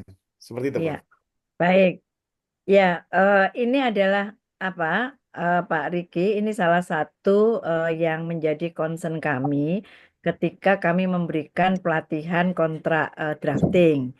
Jadi memang kalau kita perhatikan di Kitab Undang-Undang Hukum Perdata itu kan ada syarat-syarat sahnya perjanjian. Ada ada 4 syarat. Yang pertama itu adalah sepakat. Nah, kalau sepakat itu berarti kedua belah pihak itu ditandai dengan kalau kedua belah pihak itu sudah menandatangani kontrak, maka ketika kontrak itu ternyata asas keseimbangannya atau proporsionalitas dari hak dan kewajiban itu tidak seimbang, maka ketika itu sudah ditandatangani, maka perjanjian itu sah. Yang kedua adalah cakap. Cakap itu bicara tentang aspek usia, aspek dia itu tidak berada di bawah pengampuan. Nah, itu yang harus diperhatikan. Kita lihat sekarang banyak sekali transaksi yang bisnis yang terjadi itu seperti pinjol. Itu kan tidak melihat siapa sesungguhnya yang melakukan transaksi antara pihak pinjol. Dia nggak peduli. Padahal yang dia ajak untuk bisnis itu atau pinjol itu orang yang di bawah pengampuan atau dia usianya belum usia 21 atau 18. Nah, kemudian yang ketiga itu adalah objek tertentu. Kalau objek tertentu itu berarti kan tidak boleh objeknya itu tidak jelas gitu ya. Dan yang keempat itu adalah sebab yang halal atau yang itu tidak melanggar peraturan perundang-undangan, kesusilaan, dan sebagainya. Nah, 4 inilah menjadi syarat dari sahnya perjanjian.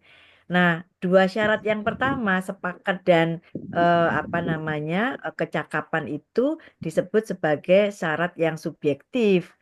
Nah, ketika ada permasalahan terkait 2 hal itu, maka akibat hukumnya itu adalah dapat dibatalkan. Nah, itu yang kita lihat seperti yang tadi Bapak sampaikan.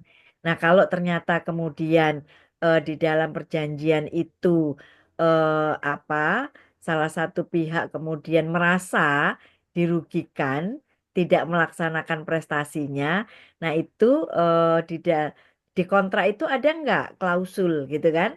Di dalam kontrak itu adakah klausul bahwa ketika ada permasalahan, maka bisa dilakukan melalui selama ini kontrak-kontrak yang ada itu menyebutkan klausulnya atau pasalnya itu menyebut musyawarah mufakat, Pak. Nah, kan susah musyawarah mufakat itu yang bagaimana gitu kan? Semuanya musyawarah mufakat secara hukum itu akan sulit multi interpretasi. Maka kami ketika pelatihan kontrak menyarankan jangan menggunakan frasa musyawarah mufakat, tapi gunakanlah frasa yang lebih tegas. Apa itu? Negosiasi. Itu kan? Jadi Kalau negosiasi, maka para pihak duduk bersama dulu. Para pihak duduk bersama untuk menyelesaikan masalah yang dihadapi. Tapi kalau negosiasi tidak selesai, tahap berikutnya adalah dilakukan mediasi. Nah, mediasi dengan menggunakan pihak ketiga. Nah, kalau Bapak Ibu ikut pelatihan di Jimli School, maka expertnya itu tidak hanya sebagai mediator, tapi bisa konsiliator. Jadi AMA itu adalah organisasi profesi yang tidak, ketika ada sengketa tidak hanya bisa bertindak sebagai fasilitator, tetapi juga bisa memberikan rekomendasi-rekomendasi penyelesaian yang terbaik bagi para pihak itu. Nah, kalau mediasi itu selesai ya, dan kita harapkan itu win-win solution melalui mediasi. Nah, itulah maka kalau kita lihat Bapak Ibu, eh, kontrak yang terjadi, kemudian mohon maaf ini customernya kemudian dia marah gitu ya, karena developernya ingkar janji, tidak sesuai dengan apa yang diperjanjikan. Nah, kalau tidak ada apa namanya ya, upaya-upaya penyelesaian yang apa dengan cara negosiasi, ya ujung-ujungnya dipengaruhi oleh pihak ketiga, gitu ya, dipengaruhi oleh pihak ketiga untuk dibawa saja ke pengadilan, selesaikan melalui pengadilan. Nah, itu yang apa Mahkamah Agung mencoba untuk menghindari itu. Begitu, Pak Erik, yang terkait dengan masalah hukum. Nah, jangan lupa Bapak Ibu, kalau kita bicara kontrak itu, sesungguhnya semua orang, siapapun dia, itu adalah pembentuk hukum. Negara itu membentuk hukum, ya. Pemerintah itu membentuk hukum. Pemerintah daerah itu membentuk hukum. Tapi jangan lupa, kita, individu, itu juga membentuk hukum. Kalau negara itu pembentuk hukum berbentuk undang-undang, kalau kita itu berbentuknya adalah perjanjian.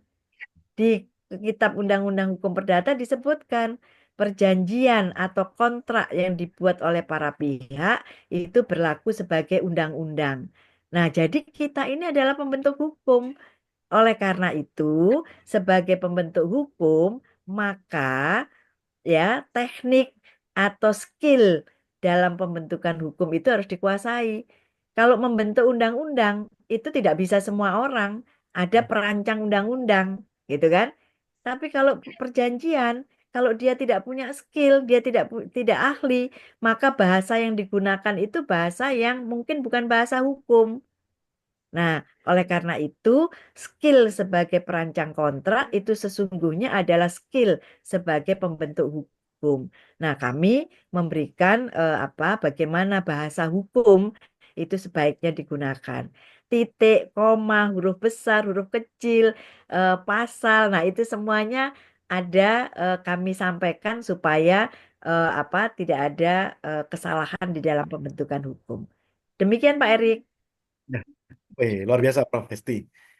Saya ini tertarik nih. Tadi ini ada beberapa rangkuman pertanyaan dari para peserta ini ke Prof. Hesti nih. Nah, ini pertanyaannya nih eh, tentang ini. Tadi kita sudah banyak tentang kontrak drafting nih. Nah, ini sekarang tanya tentang eh, bagaimana ini. Saya bacakan dulu, Prof. Hesti, pertanyaannya. Eh, Mengapa negosiasi dan mediasi lebih disarankan dibandingkan litigasi dalam penyelesaian sengketa bisnis? Nah, ini Prof. Hesti, kenapa kok kita menyarankan ke negosiasi dan mediasi daripada litigasi di dalam sengketa bisnis? Oke. Ya, Bapak Ibu, kalau sengketa bisnis itu, kalau Ibu Bapak menyelesaikan, kan ada dua ya penyelesaian hukum itu. Yang pertama adalah non litigasi dan yang kedua adalah litigasi. Kalau penyelesaian itu dilakukan secara litigasi, itu adalah penyelesaian formal, mengikuti prosedur yang ada di pengadilan. Siapa penggugat, siapa tergugat gitu ya. Dan kemudian ada prosedur-prosedur yang harus diikuti, mulai dari replik, duplik, keterangan saksi, dokumen, dan sebagainya. Dan ujung-ujungnya itu adalah yang dilakukan oleh pengadilan itu bukan win-win solution, tapi ada yang kalah dan ada yang menang. Nah, kalau ada yang kalah dan ada yang menang, kemudian tidak bisa langsung dieksekusi.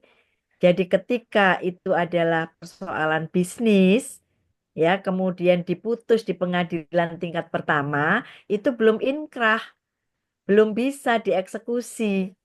Jadi kalau ibu bapak sebagai pihak yang dalam hal ini adalah pihak yang menang,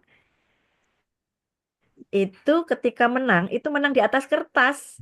Belum bisa dieksekusi karena ada upaya hukum yang berikutnya, harus banding dulu, gitu ya, harus kasasi. Dan biaya-biaya yang dikeluarkan itu tentu biaya yang tidak sedikit dalam bisnis ya, kita tahu itu. Makanya kalau kita perhatikan ibu bapak sekalian, Mahkamah Agung sendiri itu juga berusaha untuk mengurangi kasus-kasus sengketa atau perkara yang masuk pengadilan. Maka Mahkamah Agung itu membuat peraturan Mahkamah Agung nomor 1 tadinya tahun 2008 diperbarui dengan Perma nomor 1 2016 penyelesaian sengketa melalui mediasi. Jadi Mahkamah Agung sendiri itu juga menghimbau bahwa sengketa itu sebaiknya diselesaikan melalui mekanisme non-litigasi. Nah, itu Ibu Bapak. Jadi, kalau bisnis penyelesaian dengan non-litigasi, mediasi, itu tidak mencari siapa yang salah, siapa yang benar, tapi mencari titik temu. Kalau tadinya itu bisnisnya baik-baik, ya, harapannya selesainya juga baik-baik. Nah, dipertemukan. Pertemuannya itu tidak berarti kemudian 50-50, tetapi bagaimana kemudian mencari jalan keluar, solusi dari permasalahan yang dihadapi oleh para pihak. Nah, itu yang kemudian sekarang dilakukan. Yang berikutnya, mediasi ini sekarang tidak hanya merambah di aspek perdata, pidana pun juga, makanya ada mediasi penal. Polisi, jaksa itu diharapkan menyelesaikannya itu melalui penyelesaian-penyelesaian secara mediasi. Jadi kalau sengketa bisnis dilaporkannya itu ke polisi, itu harapannya bisa kemudian diselesaikan mediasi dulu. Nah, daripada dibawa ke polisi dulu, ya lebih baik kan diselesaikan melalui mediator yang telah memiliki brevet sebagai mediator bersertifikat. Dan sekarang itu menjadi apa namanya? Kalau ibu bapak perhatikan, hampir seluruh undang-undang itu ada ketentuan yang meminta penyelesaiannya secara mediasi. Apakah itu undang-undang pemilu, undang-undang pelayaran, dan banyak undang-undang yang penyelesaiannya itu dilakukan sebaiknya dengan mediasi. Gitu Pak Erik. Izin Bu bertanya. Ya, Pak Melki. Silakan Ya. Pak Melki. Jadi Melki ini kan profesi, alumni kita di iya, CMC. Iya, baru lulus Bu. ini magister kesehatan ini. Ini ya. Siap. Silakan Pak Melki. Jadi gini Bu, kebanyakan kan yang zaman-zaman anak Gen Z ini yang udah memiliki cukup ekonomi untuk melakukan transaksi sendiri, itu udah di atas umur yang sesuai dalam syarat perjanjian gitu kan. Kebanyakan kan mereka takut ini kan, apalagi dalam sektor pembangunan semacam developer itu kan transaksi dulu, rumahnya kan belum ada, setelah transaksi, setelah perjanjian barulah dimulainya pembangunan. Nah, untuk masalah konflik, kebanyakan konflik itu kan diselesaikannya di saat sesudah adanya konflik gitu kan Bu. Bagaimana kalau di dalam ruang lingkup bisnis penyelesaian perkara itu dibuat di depan gitu untuk mengantisipasi adanya konflik yang terjadi antara kedua belah pihak membutuhkan waktu yang cukup lama, kan seperti itu. Semacam semacam transaksi di media online gitu, Bu. Kita sebut aja semacam Tokopedia. Nah, kita untuk mau transaksi sama pembeli itu kan dana kita ditahan dulu gitu. Seandai kata nanti ada pengiriman masuk ke kita, si pembeli, kalau terjadi ada masalah, itu kan nanti ada formulanya di dalam penanganannya kan seperti itu. Jadi eh, jadi penyelesaian itu bukan bukan di belakang tapi di depan. Jadi ada semacam lembaga yang menaungi bisnis-bisnis yang ada di Indonesia dengan keraguan-keraguan kan gitu, yang mana potensi-potensi konfliknya itu cukup besar gitu kan. Semacam arbitrase kan seperti penyelesaian semacam litigasi gitu ya Bu ya, peradilan gitu. Kalau bisa arbitrase itu lebih melangkah di depan ketimbang peradilan umum biasanya gitu kan. Kalau misalnya dia termasuk salah satu penyelesaian konflik di luar di luar peradilan gitu. Ya, ya. Saya, Jadi maksud dari saya ini hukum hadir di saat ada antara subjek itu melakukan bisnis supaya menghindari adanya konflik konflik yang akan menimbulkan kerugian antara kedua belah pihak. Itu aja sih. Ada nggak hukum bisnis itu untuk menaungi setiap ada transaksi gitu. Jadi kalau misalnya itu jadi nggak berlarut-larut panjang, tidak ada namanya orang ketiga untuk mempengaruhi, tetapi memang dia antara si pembangun sama si konsumen ini sama-sama mendaftarkan diri gitu kan untuk mencegah terjadinya konflik gitu sih. Terima ya, ya. kasih kalau ada yang salah, Pak Ya. Eris, Ibu Hesti. Terima kasih. Selamat malam. Malam Mbak Melki. Pertanyaan menarik ini, Prof. Hesti. Nah, ini salah Ya. satu nanti persembahan dari ini, dari JSLG. Nanti Pak Melki akan terbentuk yang namanya PMRK. Nah, PRMA ini ketuanya Prof. Koirul Huda ini, ya, Persatuan Mediasi Resolusi Konflik. Jadi bisa konsultasi, bisa nanti untuk menjalankan sebuah bisnis ini supaya tidak terjadi sengketa. Tapi sebelumnya ya ini Pak Melki sudah CCD belum ya Pak Melki? Sudah Belum, Pak Eris. ikut di kontrak daftar? Mungkin Nah, itu awal pertama hari itu berapa? gerbang Siap. CCD dulu. Nah, ikut CCD. Karena di sini diajarin semua nanti cara cara bagaimana merancang dan lain-lain. Jadi benar Pak Melki, awalnya dari ikut mediasi, negosiasi, setelah itu baru nanti kita masuk ke kontrak drafter. Nah, itu salah satunya yang mungkin saya bisa eh, menjawab ya salah satu pertanyaan Pak Melki. Mungkin silakan Prof Hesti ada yang mau ditambahkan? Ya, Pak Melki, memang kalau kita perhatikan hulunya dari sengketa itu adalah kontrak perjanjian, hulunya, gitu kan? Iya, iya. Perjanjian itu kita tahu, perjanjian itu bisa perjanjian tertulis, bisa perjanjian tidak tertulis kan? Perjanjian di bawah tangan itu biasanya baik-baik saja di depan, tapi orang Jawa bilang itu mendol mburi gitu kan? Jadi eh, seolah-olah di depannya semuanya baik-baik saja, tapi ternyata kemudian terjadi sengketa. Nah, itu yang sering kali terjadi eh, sehingga perlu ada antisipasi. Jadi kalau kita perhatikan, ini bedanya orang hukum sama orang psikologi, Pak. Hmm. Psikolog itu ya. Kalau orang hukum itu harus waspada sedini mungkin. Semua itu harus harus dinilai bahwa eh, apa antisipasi terjadinya sengketa itu harus sudah sejak awal. Tapi kalau psikolog itu harus berasumsi bahwa semua orang itu adalah baik, sehingga kita nggak boleh curiga, gitu ya. Kita sama orang itu harus positive thinking, gitu ya. Tapi orang hukum nggak bisa, Pak. Kalau kita seperti itu, habis uang kita, gitu ya. Nah, jadi maksud Betul, Bu. saya, ya kan?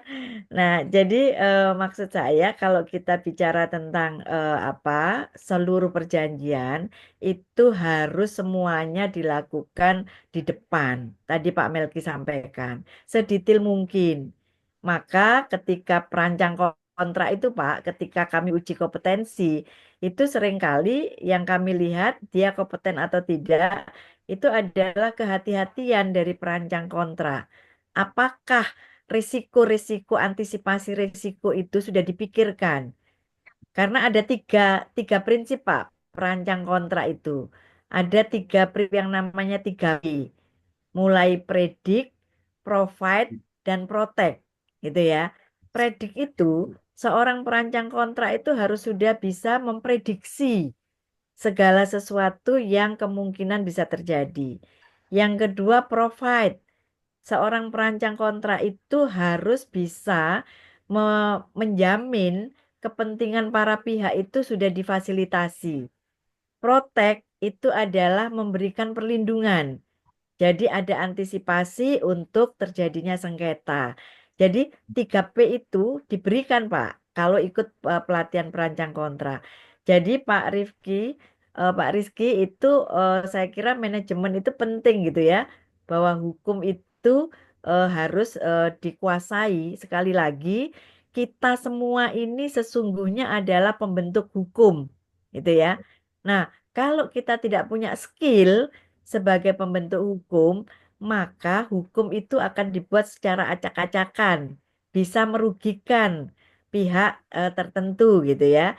Nah, kalau developer semua orang itu memahami bagaimana membentuk hukum yang baik, maka saya yakin orang akan mematuhi hukum dengan baik, gitu ya. Nah, saya lihat yang lain ketika mohon maaf ini kalau kita lihat praktek transaksi elektronik melalui online itu memang perilaku kita di Indonesia masih belum perilaku yang positif kan? Kalau kita lihat penyedia jasa online untuk transaksi, misalkan saya perhatikan di Amerika, anak saya itu dia membeli barang, beli aja semua. Dia ingin apapun yang dibeli. Tapi ketika yang barang yang dibeli itu tidak cocok, maka kemudian bisa dikembalikan dan uang kembali gitu ya. Nah, jadi ada etika berbisnis gitu ya. Nah, kita lihat etika bisnis kita masih belum bagus. Makanya Prof. Jimli itu sangat concern dengan rule of ethic. Ya. Ya, rule of law itu dibuat sebagus apapun, tapi kalau etikanya tidak baik, maka hukum itu tidak akan berlabuh di samudra yang bagus itu ya. Dia akan kalau samudranya kering, maka hukumnya itu akan eh, tidak bagus. Saya kira itu Pak Erik. Ya, ya. Itu sepakat Prof. Hesti, attitude itu penting gitu. Nah, kalau di luar negeri itu yang saya alamin itu ya ini bener Prof. Hesti. Kalau kita barang nggak cocok itu seminggu 2 minggu kita kembalikan nggak apa-apa ya kan. Tapi kembali dalam bentuk yang sama. Trust itu bener-bener attitude dibangun dengan baik. Nah ini salah satu hal eh, bahasanya ya penting ya. Etik itu sangat-sangat penting. Nah, Iya. Prof. Bahkan Hesti, ini pertanyaan dari Bu Rahajeng Bu Pak Erik, Zaskia boleh dari menambahkan dulu Pak Erik. silakan Ya, silakan silakan terkait tadi Pak Pak, Rizky silakan. pertanyaan dari Pak, maaf tadi Pak Rika ya. Ya, sebetulnya sudah ada Pak, Oh iya Pak Rika Pak. terkait jika pembeli membeli rumah dari developer secara inden Pak, itu bank tidak langsung mencairkan 100% biaya dana KPR tersebut kepada developer, tetapi ditahan Pak. Jika kondisinya adalah covering siap huni, sudah ada jalan, sudah ada infra semuanya, cairnya 30%. Yang 70% ditahan bank. Jika sertifikat sudah split, 20% lagi. Jika rumah sudah atap pasang genteng itu cair 40%, jika sudah serah terima rumah cair 10%. Sehingga bank sudah memitigasi resiko ditahan oleh bank dananya. Kemudian di aturan perumahan yang mengatur developer Pak, itu jika pembeli batal maka bisa dana yang boleh ditahan oleh developer itu maksimal 10%, tidak hangus 100%. Bapak nanti bisa cek, cuman permasalahannya memang pembeli rumah ini kurang teredukasi. Ada checking BPN Pak untuk mengecek sertifikat. Ada juga notaris. Notaris itu juga perlu mencantumkan sertifikat di BPJB maupun perjanjian antara pembeli dengan penjual. Untuk aplikasi Bapak pembeli juga bisa melihat di Sentuh Tanahku, itu BPN sudah menampilkan plus Bumi ATR BPN, itu covering yang Bapak mau beli, ada datanya semua, sertifikatnya berapa, luasnya berapa itu ada. Kemudian untuk ngecek developer itu di pemerintah Indonesia sudah menyiapkan Sikumbang untuk mengecek website Sikumbang itu mengecek data-data dari developernya. Beberapa Pemkab seperti Gresik itu juga ada aplikasi maupun website untuk mengecek developer ini legalitasnya bagaimana. Termasuk juga Bapak bisa maupun aplikasi tadi Sentuh Tanahku Bumi untuk mengecek apakah sertifikatnya sudah siap, sehingga paling tidak risiko Bapak di bangunan dan tadi ada retensi dari bank. Sementara itu Pak, maksudnya pemerintah sudah menyiapkan peraturan-peraturan dan sistem-sistem agar tidak merugikan konsumen. Sementara itu Pak. Luar biasa. Ini yang profesi yang jawab ini adalah bajunya nih ketua Rejatim ya Iya. 2024 Pak, mohon maaf. Kemudian ketua Re ini sudah pakai baju ketua Re. Jadi nggak Presiden AMA ketua Re 2024 2027 wis. Sekretaris Jos Pak, tenan. mohon maaf revisi. Terima kasih. Jadi Siap. tidak diragukan. Oh iya, ini ketua suhunya real estate ini kalau sudah ketua Re ini. Siap, thank you Pak Rizky sudah melengkapin. Ya, itu benar Pak Rizky. Semua teman-teman yang di Re ini, wah ini penting banget nih, baik di asosiasinya konsumennya ini belajar di dalam hukum karena kita ya seperti yang disampaikan Prof. Hesti, kita ini membuat perjanjian ya kan. Perjanjian itu dimulai dari siapa ya? Dari konsumen, dari supply and demand. Kalau konflik yang merugikan kita semua, waktunya terbuang, dana gerah terhadap hal tersebut. Nah, dan mediasi. Nah, ini seperti apa, Prof. Hesti yang istilahnya diberikan di Jimny School ini, sehingga seseorang ini bisa menjadi hal-hal yang negosiator handal, kemudian ahli mediasi handal, dan bahkan katanya bisa bisa masuk ke dalam pengadilan, bungkus Milo. bisa masuk ke dalam namanya di dalam pengadilan untuk sebagai konsiliator ya, mediator konsiliator. Silakan, Prof. Hesti. Ya, itu Pak Erik sendiri tuh yang bisa jawab itu. belum kapasitasnya, Prof. Ya, jadi memang apa namanya kalau kita mengikuti, kali bilang begini Pak Erik, seorang negosiator itu belum tentu dia mediator, ya. Tapi seorang mediator pasti seorang negosiator.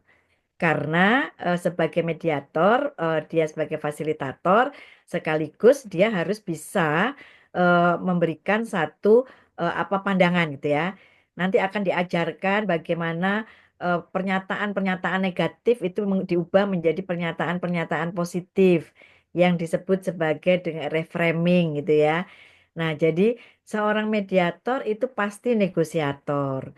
Nah, kemudian seorang mediator itu belum tentu konsiliator.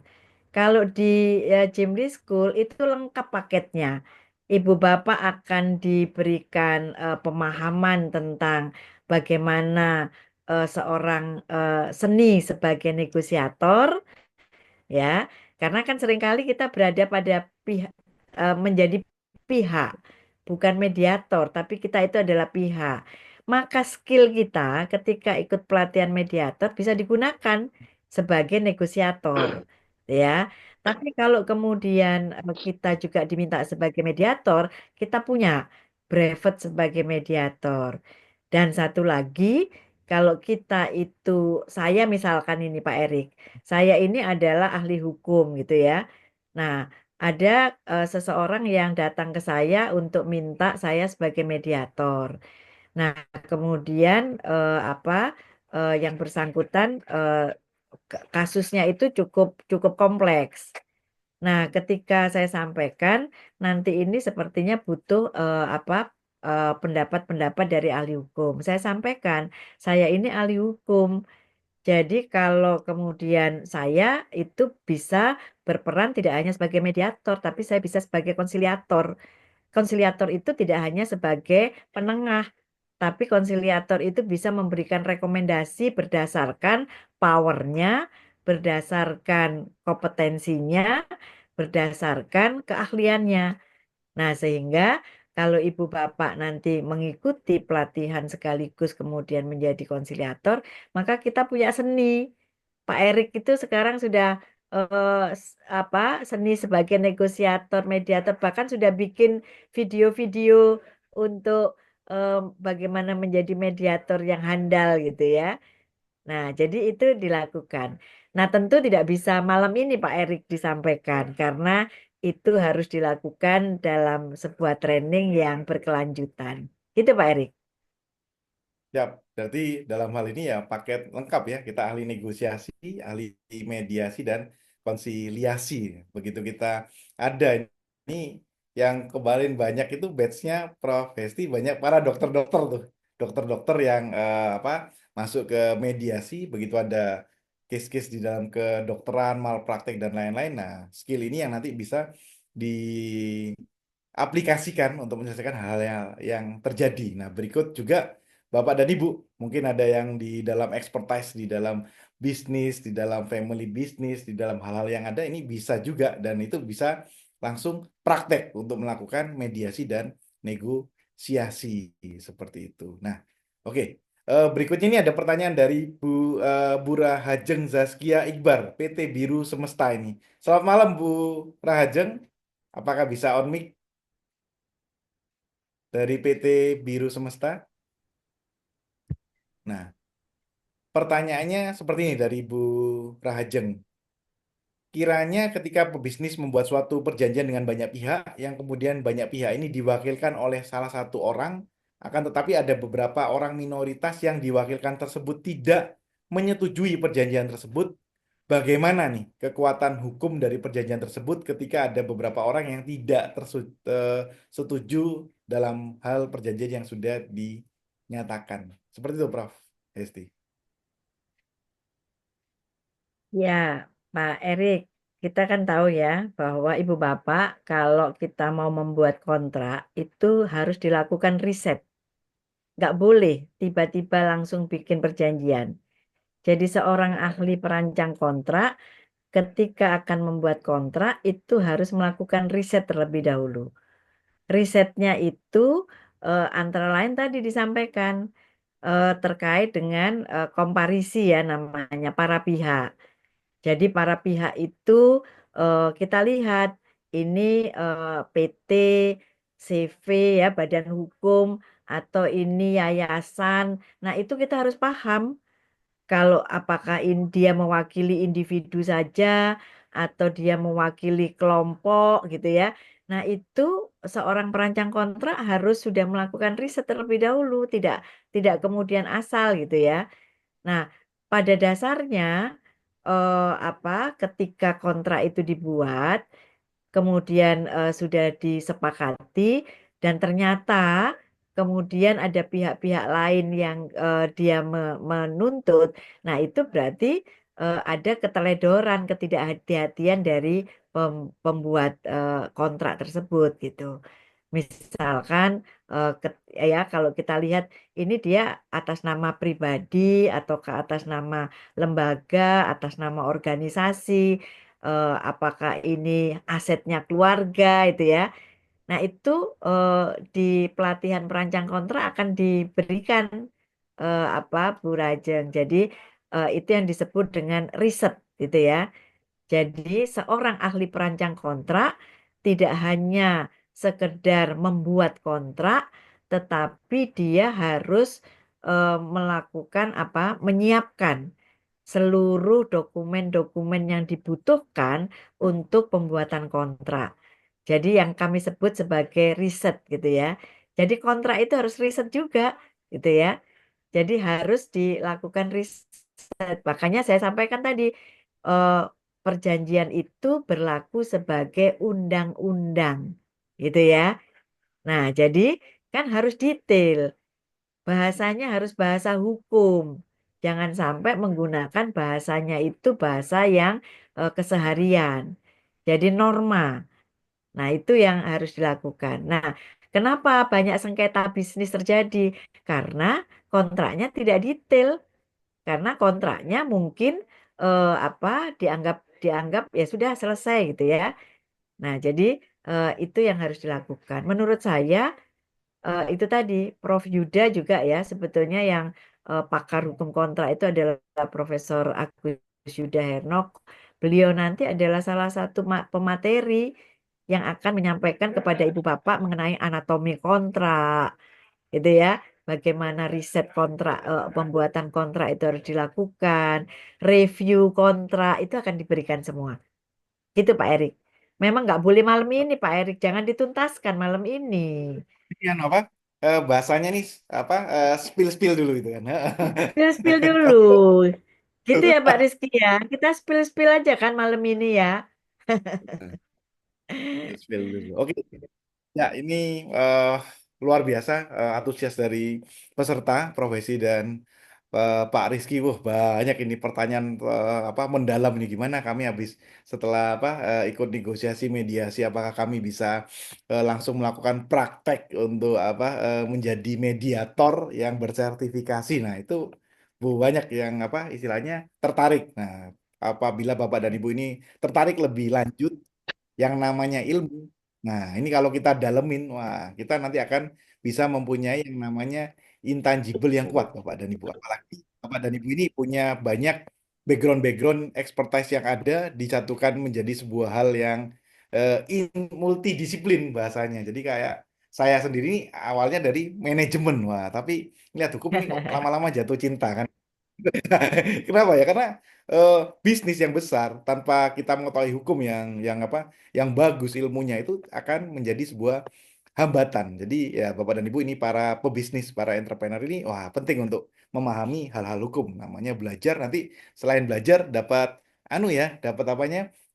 Gelar non akademik ya, karena sudah Ya, BNSP kan untuk yang dulu ya, ya, Prof. Hesti ya. seperti itu ya. Jadi itu benefit-benefitnya bisa dapat ilmu kalau mediasi apa negosiasi bisa langsung berpraktek mungkin ya jadi bisa langsung praktek sendiri di perusahaan sendiri ataupun nanti mau mendaftarkan diri di pengadilan nah di pengadilan Ya. bisa Bapak dan Ibu nanti itu bisa didaftarkan nanti Bapak dan Ibu akan jadi mediator sesuai dengan expertise yang ada jadi dokter nanti ya case di kedokteran bisnis di case perbisnisan dan tidak hanya selesai itu aja Prof Hesti ada juga alumni-alumni akan dibibitin nah akan dibuat jejaring-jejaring. Jadi belajarnya nggak hanya belajar aja, dapat jejaring hukum, jejaring bisnis, dan nanti setiap sesinya nanti akan diisi. Jadi kalau misalnya di kedokteran ya, materinya tentang negosiasi mediasi praktek di dokter. Bisnis nanti spesifik, nanti properti ya properti. Nah ini Jimli luar biasa nih, punya banyak inovasi-inovasinya kan gitu kan. Nah, yang disesuaikan dengan apa? Dengan objeknya, karena metodenya sama Bapak dan Ibu. Harus belajar taksonominya. Nah, itu ilmu yang bahasanya ya Bapak dan Ibu ini akan menjadi terscale up di bidang yang ada gitu. Itu Prof. Esti izin apa? Izin spill Ya. sebagai apa? Sebagai alumni dari Dimli dan juga kemarin diangkat sama Prof. Esti jadi asesor. Alhamdulillah kan gitu. Iya. Pak Pak Gitu. Erik, saya mohon maaf ini karena di rumah masih banyak tamu karena ini pengajian. Jadi saya Siap, tidak siap. bisa berlama-lama. Ya. Pak Rizky, eh, salam saya untuk Pak Rudiansyah, Pak Mirsa, itu teman-teman semuanya. Ini selalu saya sampaikan. Kita Mohon mau maaf tadi Siap. saya sekretaris Pak Erik, bukan ketua ya, DPD Jatim. siap. Sekretaris. Ya, kita ini sudah mau akhir ini karena kita sudah di akhir acara ini Prof. Hesti dan Pak Rizky. Ya, Nah ini apa teman-teman lain-lainnya nanti boleh nanti apa silakan masukkan di dalam chat nanti dia akan dijawab oleh panitia ya Pak Sumartono bersabar ya. Siap. Nah kita Oke. mau closing statement dulu ini dari apa Prof Hesti dan Pak Rizky. Ini puncak dari apa dari acara kita mungkin closing statement strategi efektif dan solutif dalam sengketa bisnis versi dari Prof Hesti. Silakan. Iya. baik. Terima kasih Pak Erik, Bapak Ibu. Tentu kami senang sekali bisa membersama Ibu Bapak Oh, itu pada permen malam cabe hari itu. ini. Walaupun bukan seharusnya yang jadi pembicara Prof. Jimli, tapi eh, tetap saja kita bisa berbincang, spill-spill gitu ya, tentang bagaimana strategi yang efektif. Jadi sekali lagi Ibu Bapak, dalam bisnis kita tidak bisa menutup mata untuk memahami seluruh aspek hukum dari pembuatan kontrak dan sekaligus mekanisme penyelesaiannya. Jadi sekali lagi, hulunya sengketa itu adalah di kontrak dan penyelesaian sengketa itu bisa dilakukan melalui non-litigasi, yaitu melalui negosiasi, mediasi, dan rekonsiliasi. Kami berharap melalui pertemuan malam hari ini membuat ibu bapak semakin galau dan ingin menimba ilmu, mengikuti pelatihan kontrak drafting dan pelatihan mediator bersertifikat. Terima kasih semuanya, selamat malam, selamat menjalankan ibadah puasa bagi yang beragama Islam, dan mohon maaf lahir dan batin. Selamat malam, Assalamualaikum warahmatullahi wabarakatuh. Malam kita beri aplaus ya untuk Prof. Hesti, luar biasa closing statementnya. Ya, ini selanjutnya closing statement dari Pak Rizky ini. Dengan memakai baju banyak ini Pak Rizky, Presiden AMA, Ketua Tim Ray kan gitu kan. Silakan Pak Rizky. Jadi kontrak drafting bukan hanya terkait menyusun baik, tapi juga mereview kembali apakah sudah sesuai dengan perkembangan zaman. Kemudian negosiasi dan mediasi juga perlu, karena tadi juga kami berdiskusi dengan Dekan Fakultas Hukum UNER dan Prof. Sogar. Ternyata perkara di pengadilan negeri itu setiap tahun meningkat dan 1.000 lebih, sehingga perlu ada solusi selain ke pengadilan negeri, yaitu melalui negosiasi dan mediasi. Dan juga terkait dengan komplain handling, penanganan komplain sehingga tidak menjadi permasalahan lebih lanjut, itu juga bisa menggunakan ilmu negosiasi dan mediasi. Saya rasa itu Pak Erik.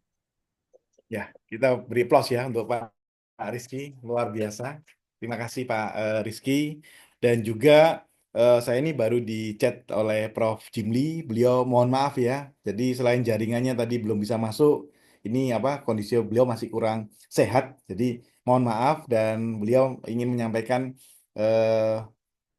sangat kangen nih dengan teman-teman, dan nanti akan bergabung lagi di waktu yang lain. Jadi ini memang benar-benar hal yang mendadak seperti itu ya.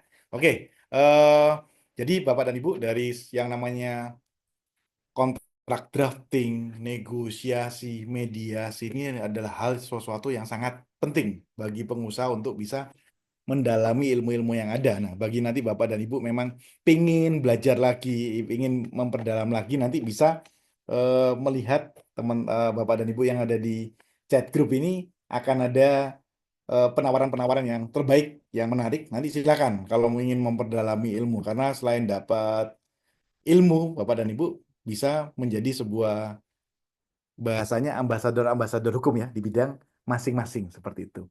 Seperti itu Bapak dan Ibu. Jadi saya moderator dengan Dr. Erik Haryanto, kemudian dengan para narasumber, dengan semua tim.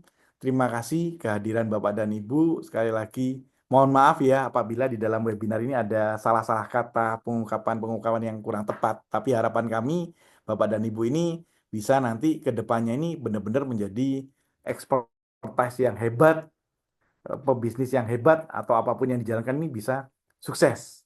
Seperti itu dari kami. Kami tutup. Wassalamualaikum warahmatullahi wabarakatuh. Ya, selanjutnya saya kembalikan kepada MC kita, Mbak Bilgis. Silakan. Baik, terima kasih banyak Pak Erik telah membersamai kami. Kami juga ucapkan terima kasih banyak kepada para narasumber kami, Bapak Rizky dan Ibu Profesor Dr. Hesti Armi Wulan. Baik, Bapak Ibu, luar biasa sekali kita telah melewati agenda talk show dan diskusi yang luar biasa. Bapak Ibu, sebelum mengakhiri acara webinar pada hari ini, izinkan kami memberikan sedikit informasi terkait program pelatihan di JSLG Surabaya. Informasi akan disampaikan langsung oleh Direktur JSLG Surabaya kepada Profesor Dr. Muhammad Khairul Huda, SHMH, Sisi DCMC. Waktu dan kesempatan kami persilahkan. Terima kasih Mbak Bilkis. Assalamualaikum warahmatullahi wabarakatuh. Selamat malam Bapak Ibu. Ini luar biasa ini. Waktu 2 jam ini kayaknya Dr. Erik nggak terasa sama sekali nih. Apalagi yang hadir ini ada Pak Rizky yang luar biasa, multi talenta ini. Hampir semuanya terjawab. Demikian pula Prof. Hesti. Ya, ini tadi juga beliau mengeluarkan jurus-jurus saktinya Dr. Erik, baik itu terkait dengan perancangan kontrak maupun terkait dengan negosiator dan mediator. Satu hal tadi yang menarik yang disampaikan oleh Pak Rifki, handling komplainnya jangan lupa. Wah, ini salah satu senjata paling penting dan itu pamungkas berhadapan dengan konsumen, berhadapan dengan siapapun. Lah, teknik-teknik itu nanti akan kita gali, akan kita sampaikan di dalam pelatihan baik perancangan kontrak maupun mediator. Izin untuk menyampaikan Bapak Ibu di kesempatan yang baik ini, kami dari Jimli School sangat bangga sekali diberikan kesempatan untuk bisa berbagi ya pelatihan terkait dengan perancangan kontrak. Tadi disampaikan bahwa kalau kita melakukan sebuah bisnis, maka ya pangkalnya harus bagaimana membuat sebuah kontrak yang baik. Alur bisnis ini nanti akan melahirkan sebuah alur kontrak. Kesalahan di dalam membuat alur bisnis ini nanti akan bermuara ke kontrak. Maka kontraknya juga harus clear. Tadi disampaikan oleh Pak Hesti, tahapan riset itu tahapan yang paling utama Bapak Ibu, sehingga baik itu teman-teman yang ada di AMA maupun di RAI, maka langkah-langkah di dalam perancangan kontrak itu adalah langkah yang paling dasar. Dan itu merupakan ujung tombak dalam melakukan bisnis. Salah dalam satu langkah, maka implikasinya sampai ke belakang. Apakah nanti lari ke litigasi, ke pengadilan, ataukah litigasi di luar pengadilan. Nah, tahapan-tahapan kontrak itu Bapak Ibu akan dibahas tuntas oleh para pakarnya.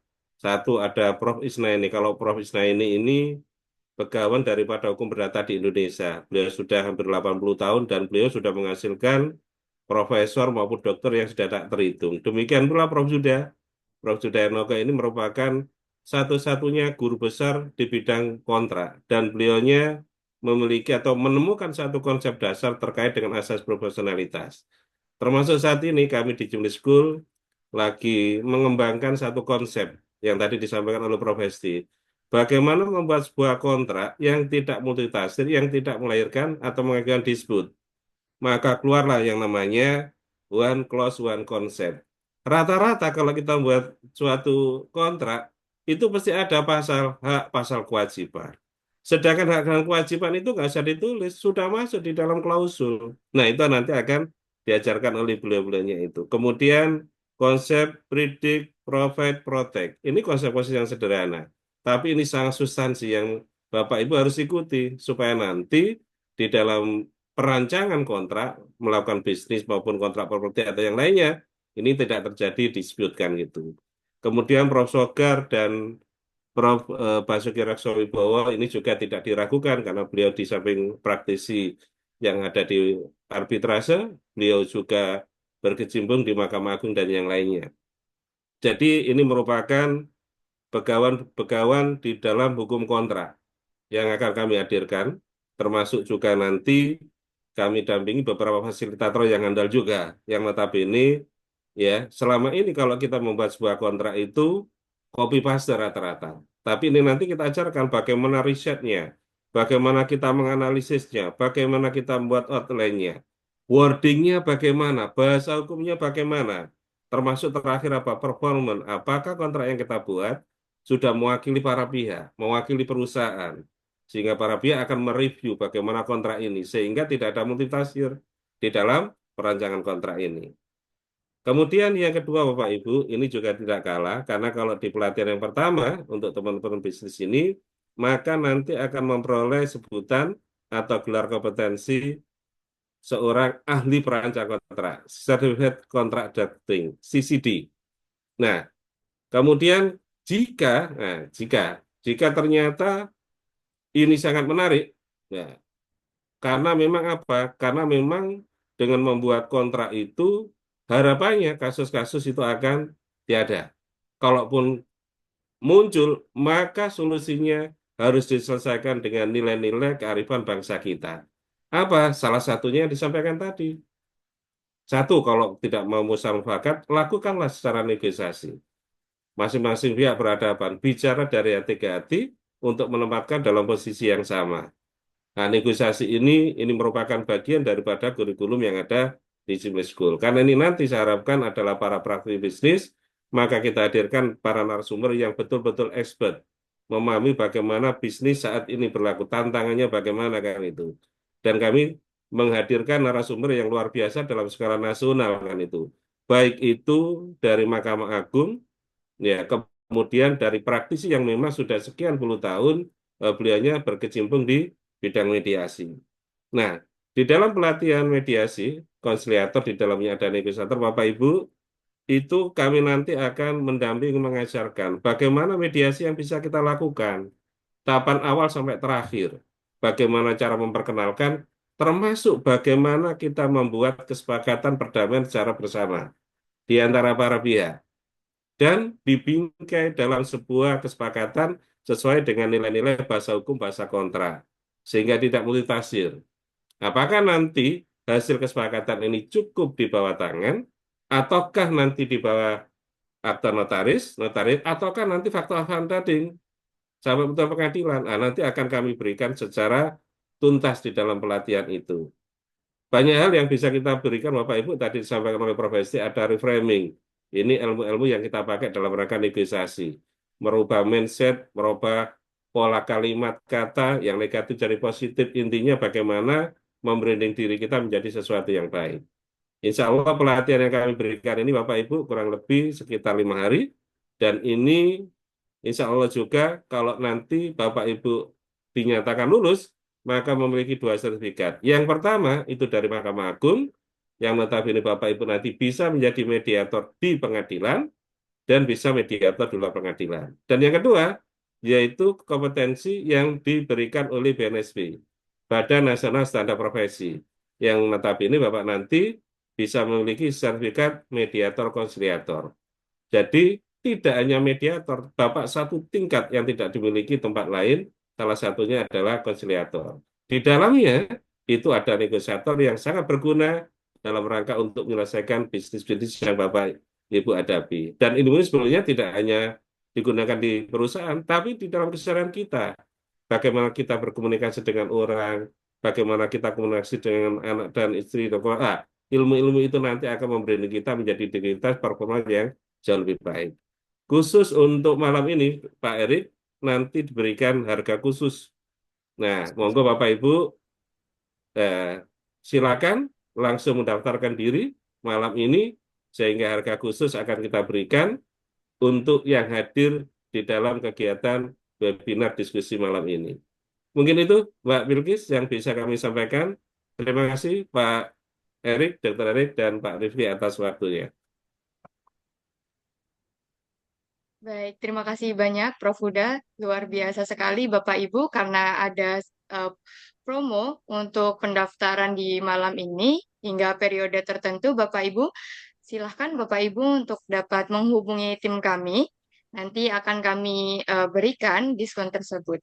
Baik, terima kasih banyak Prof. Huda telah memberikan sedikit penunjang untuk pelaksanaan webinar pada hari ini. Tidak lupa juga kami ucapkan terima kasih kepada narasumber kami pada malam hari ini, Bapak Rizky dan Prof. Esti, sekaligus moderator kami yang luar biasa sekali, Bapak Erik Haryanto, sudah membersamai kami hingga akhir pelaksanaan webinar ini. Terima kasih banyak Bapak Ibu peserta yang sudah hadir dalam pelaksanaan webinar pada malam hari ini. Alhamdulillah kita telah sampai di penghujung acara. Kami pihak panitia mengucapkan terima kasih banyak kepada narasumber, moderator, serta para peserta yang telah menyimak acara dari awal hingga akhir. Semoga banyak ilmu yang didapatkan dan bermanfaat bagi kehidupan sehari-hari. Saya mewakili panitia yang bertugas menyampaikan mohon maaf atas salah kata dan perbuatan. Akhir kata, terima kasih dan wassalamualaikum warahmatullahi wabarakatuh. Waalaikumsalam. Selamat malam Bapak Ibu, Terima selamat kasih beristirahat. Dr. Erik, kemudian Terima kasih, Pak Rifki, Prof. Esti, ada Dr. Iin. Nah, ini Dr. Iin muncul juga di sini, teman-teman. Ji, monggo terima kasih Bapak Ibu, Malam, Dr. Nun. Ji. para dokter, guru besar. Prof. Huda. Ji. Mohon izin, Absum.